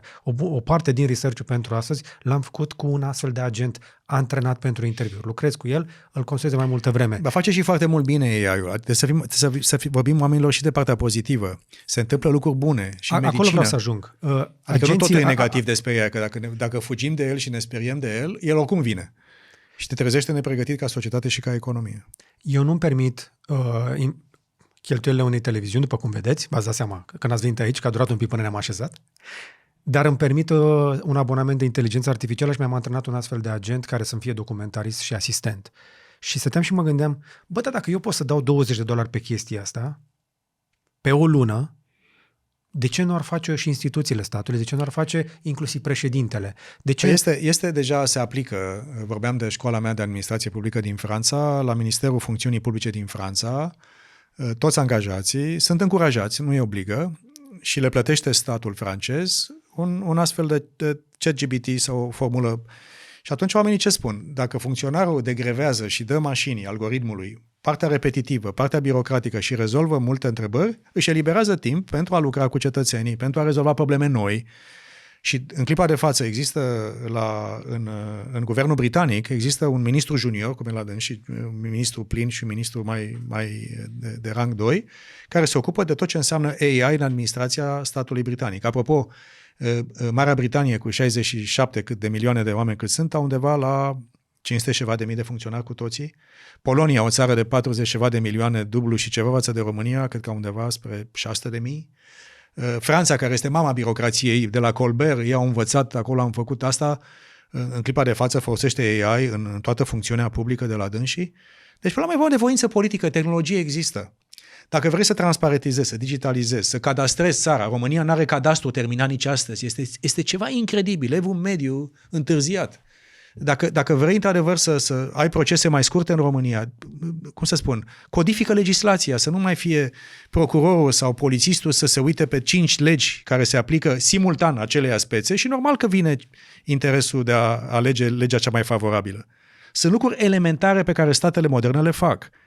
Și mi-e teamă că în România, lucruri elementare care sunt la îndemâna Albaniei, a Macedoniei de Nord sau a Muntenegrului sau a Republicii Moldova, se întâmplă peste tot. Republica Moldova este o țară mai digitalizată decât România. Albania are cloud guvernamental de nu știu câți ani de zile. Albania are cloud guvernamental? Normal că are. Dar ce sunt România? Sunt o superputere globală. Vorbeam cu Safra Cat, CEO de la Oracle, tatăl ei era evreu din România, suntem prieteni foarte buni, și povestea și a venit la noi la NATO. Există în clipa de față atât de multă tehnologie, încât pe lângă cloud-ul pus în cloud, există în clipa de față o miniaturizare a ceea ce înseamnă baze de date, încât există acum a government in a box. Deci mi-a arătat 2 rastele, era Albania subiectul. Uite, am 2 rastele aici, este tot ce este guvernul albanez, este în 2 rastele de informații foarte, foarte comprimate. Și atunci ai și o versiune fizică la îndemâna guvernului, că le teamă unora să dea în cloud. Am fost la Mischi, în comuna de unde vine partea mea oltenească de familie, și acolo, la Mischi, pentru că acolo nu este zonă seismică, pentru că trece Transgazul și nu știu cine pe acolo, au făcut, Cluster Power se numesc, i-am vizitat de multe ori, este în clipa de față o treabă de stă mintea în loc, ultima generație, știți ce fac acolo? Educă Large Language Models, LLM-uri, pentru Google sau pentru cineva din America. Deci se întâmplă lucruri și la noi, numai că ele sunt oarecum izolate și nu ai un ecosistem de inovare în țara asta. Dacă te duci la o parte importantă a unui sistem de inovare, este sistemul de proprietate intelectuală, de patente și mărci. E un român, Andrei Iancu, care a fost în administrația Trump precedentă subsecretar de stat la comerț și se ocupa de patente și de mărci registrate, proprietate intelectuală, considerat cel mai mare expert, e prieten cu noi și a lucrat și într-unul din think tank, adică am lucrat împreună pe un proiect, să zic, ONG-ist, acum ceva timp, și pe care l-am rugat să-mi pună pe picioare un sistem de a moderniza sistemul nostru de brevete, OSIM-ul nostru faimos. Eram la Timișoara, la medicină, la universitate, am primit un doctor honoris causa și îmi spunea, cred că rectorul sau un decan, și că, domnul Joană, am fost la OSIM să registrăm brandul echipei de volei fete de la medicina din Timișoara, a durat 1 an jumate. Păi dacă vine cineva cu o invenție din asta, a fugit la Frankfurt, la Londra sau la Silicon Valley în 3 minute. Deci, dacă vrei să faci lucrurile astea, îți trebuie și metodă și disciplină, pentru că lumea nu stă pe loc. Asta e concluzia pe care... Lumea nu stă pe loc, lumea se duce înainte, lumea se schimbă. Și mi-e teamă cu modul nostru mai neauș de a face treabă, în politică și în administrația statului, mi-e teamă că rămânem în urmă și devenim vulnerabili în timp. Și la schimbări climatice, și la atacuri pe sub masă, că nu o să vină Rusia cu divizii peste Prut să vină la noi. E mai ieftin să o facă digital. Să o face, îți dă țara peste cap. Îți dă țara peste cap. Ne pune cap în cap unii pe alții, ne mai trage un atac cibernetic, ne mai rezolvă o problemă cu energia, că nu sunt fericiți că România devine un hub și un furnizor mare de energie. Deci meciul este cumplit de aspru și e nevoie de ceva pe măsură. Este Rusia în România în momentul ăsta? Păi, evident că sunt. Și pe masă și pe sub masă, și cu spionaj, și cu cibernetic, și cu idioți utili. Asta e cea mai mare armată.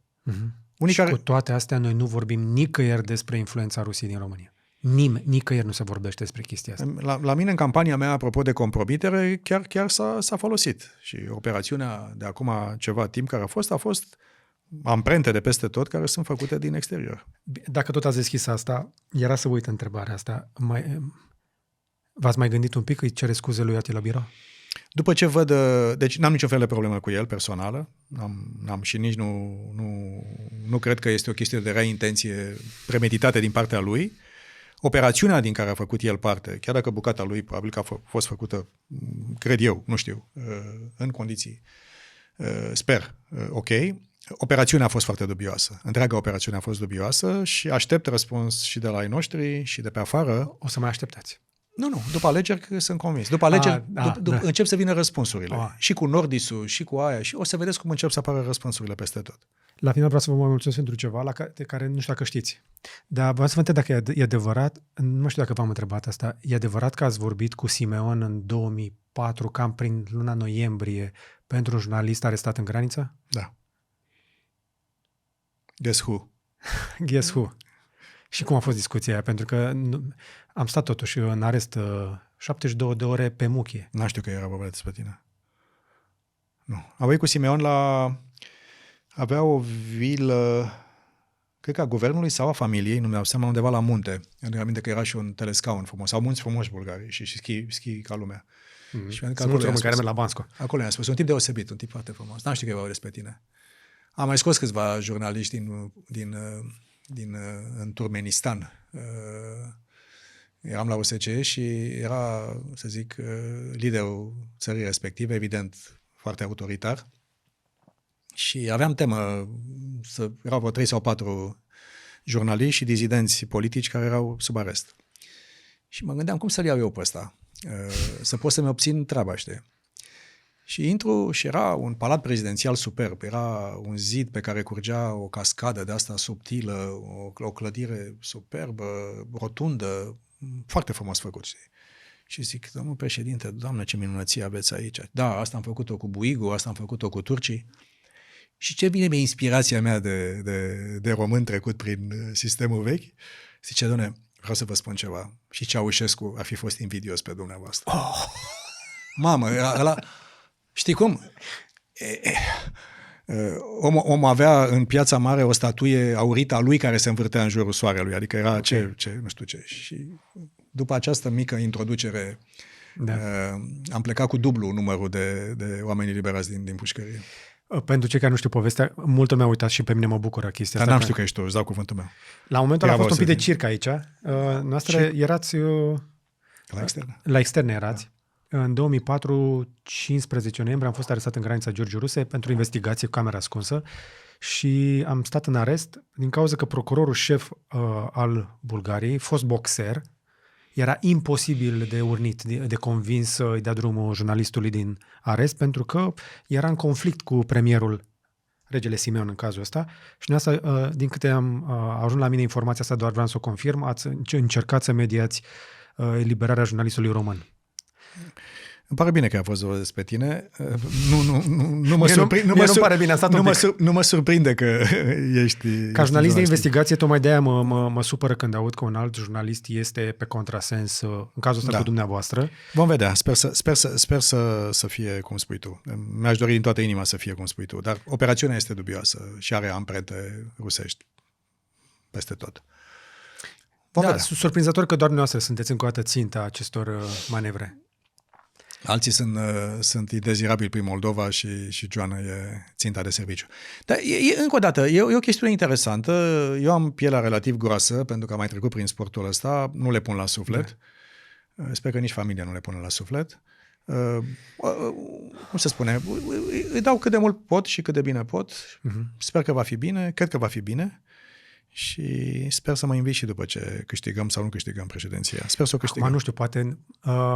spre exemplu, Elena Nasconi mi-a zis că dacă ajungem în turul 2 ne mai vedem o dată. Acum să vedem cine ajunge în turul 2.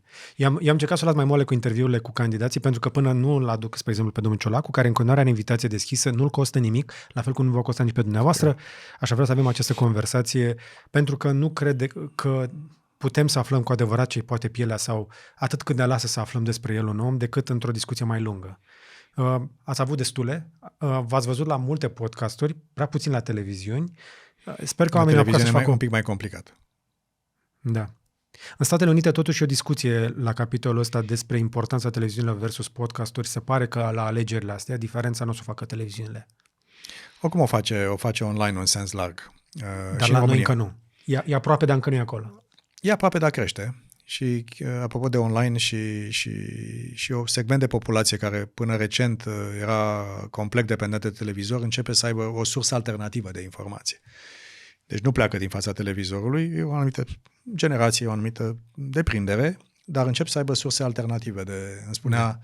Îmi spunea un prieten că taică-su are vreo 73 de ani și a făcut cont pe TikTok. și nu se uită la televizor și se uită și pe TikTok. Și atunci primește informație diversificată. Să sperăm că o să fie o informație care să ne ducă într-o direcție bună. Ne-am lungit un pic, dar sper că ați apucat să vă faceți o idee mai clară acum despre intențiile candidatului independent Mircea Joană. Vă mulțumim că v-ați făcut timp. Încă o dată vreau să le mulțumesc celor care ne urmăresc și care ne susțin cu abonamentele lor. Voi plătiți pentru aceste interviuri prin răbdarea pe care o aveți când vă uitați la reclamele alea, când vă abonați prin butonul alătură-te sau apăsând pe linkurile din descriere sau poate atunci când cumpărați de pe cubul de aici, de pe gb.ro. Încă o dată vreau să mulțumesc invitatului meu, vă mulțumesc și vouă și pe data viitoare să vă fie numai bine.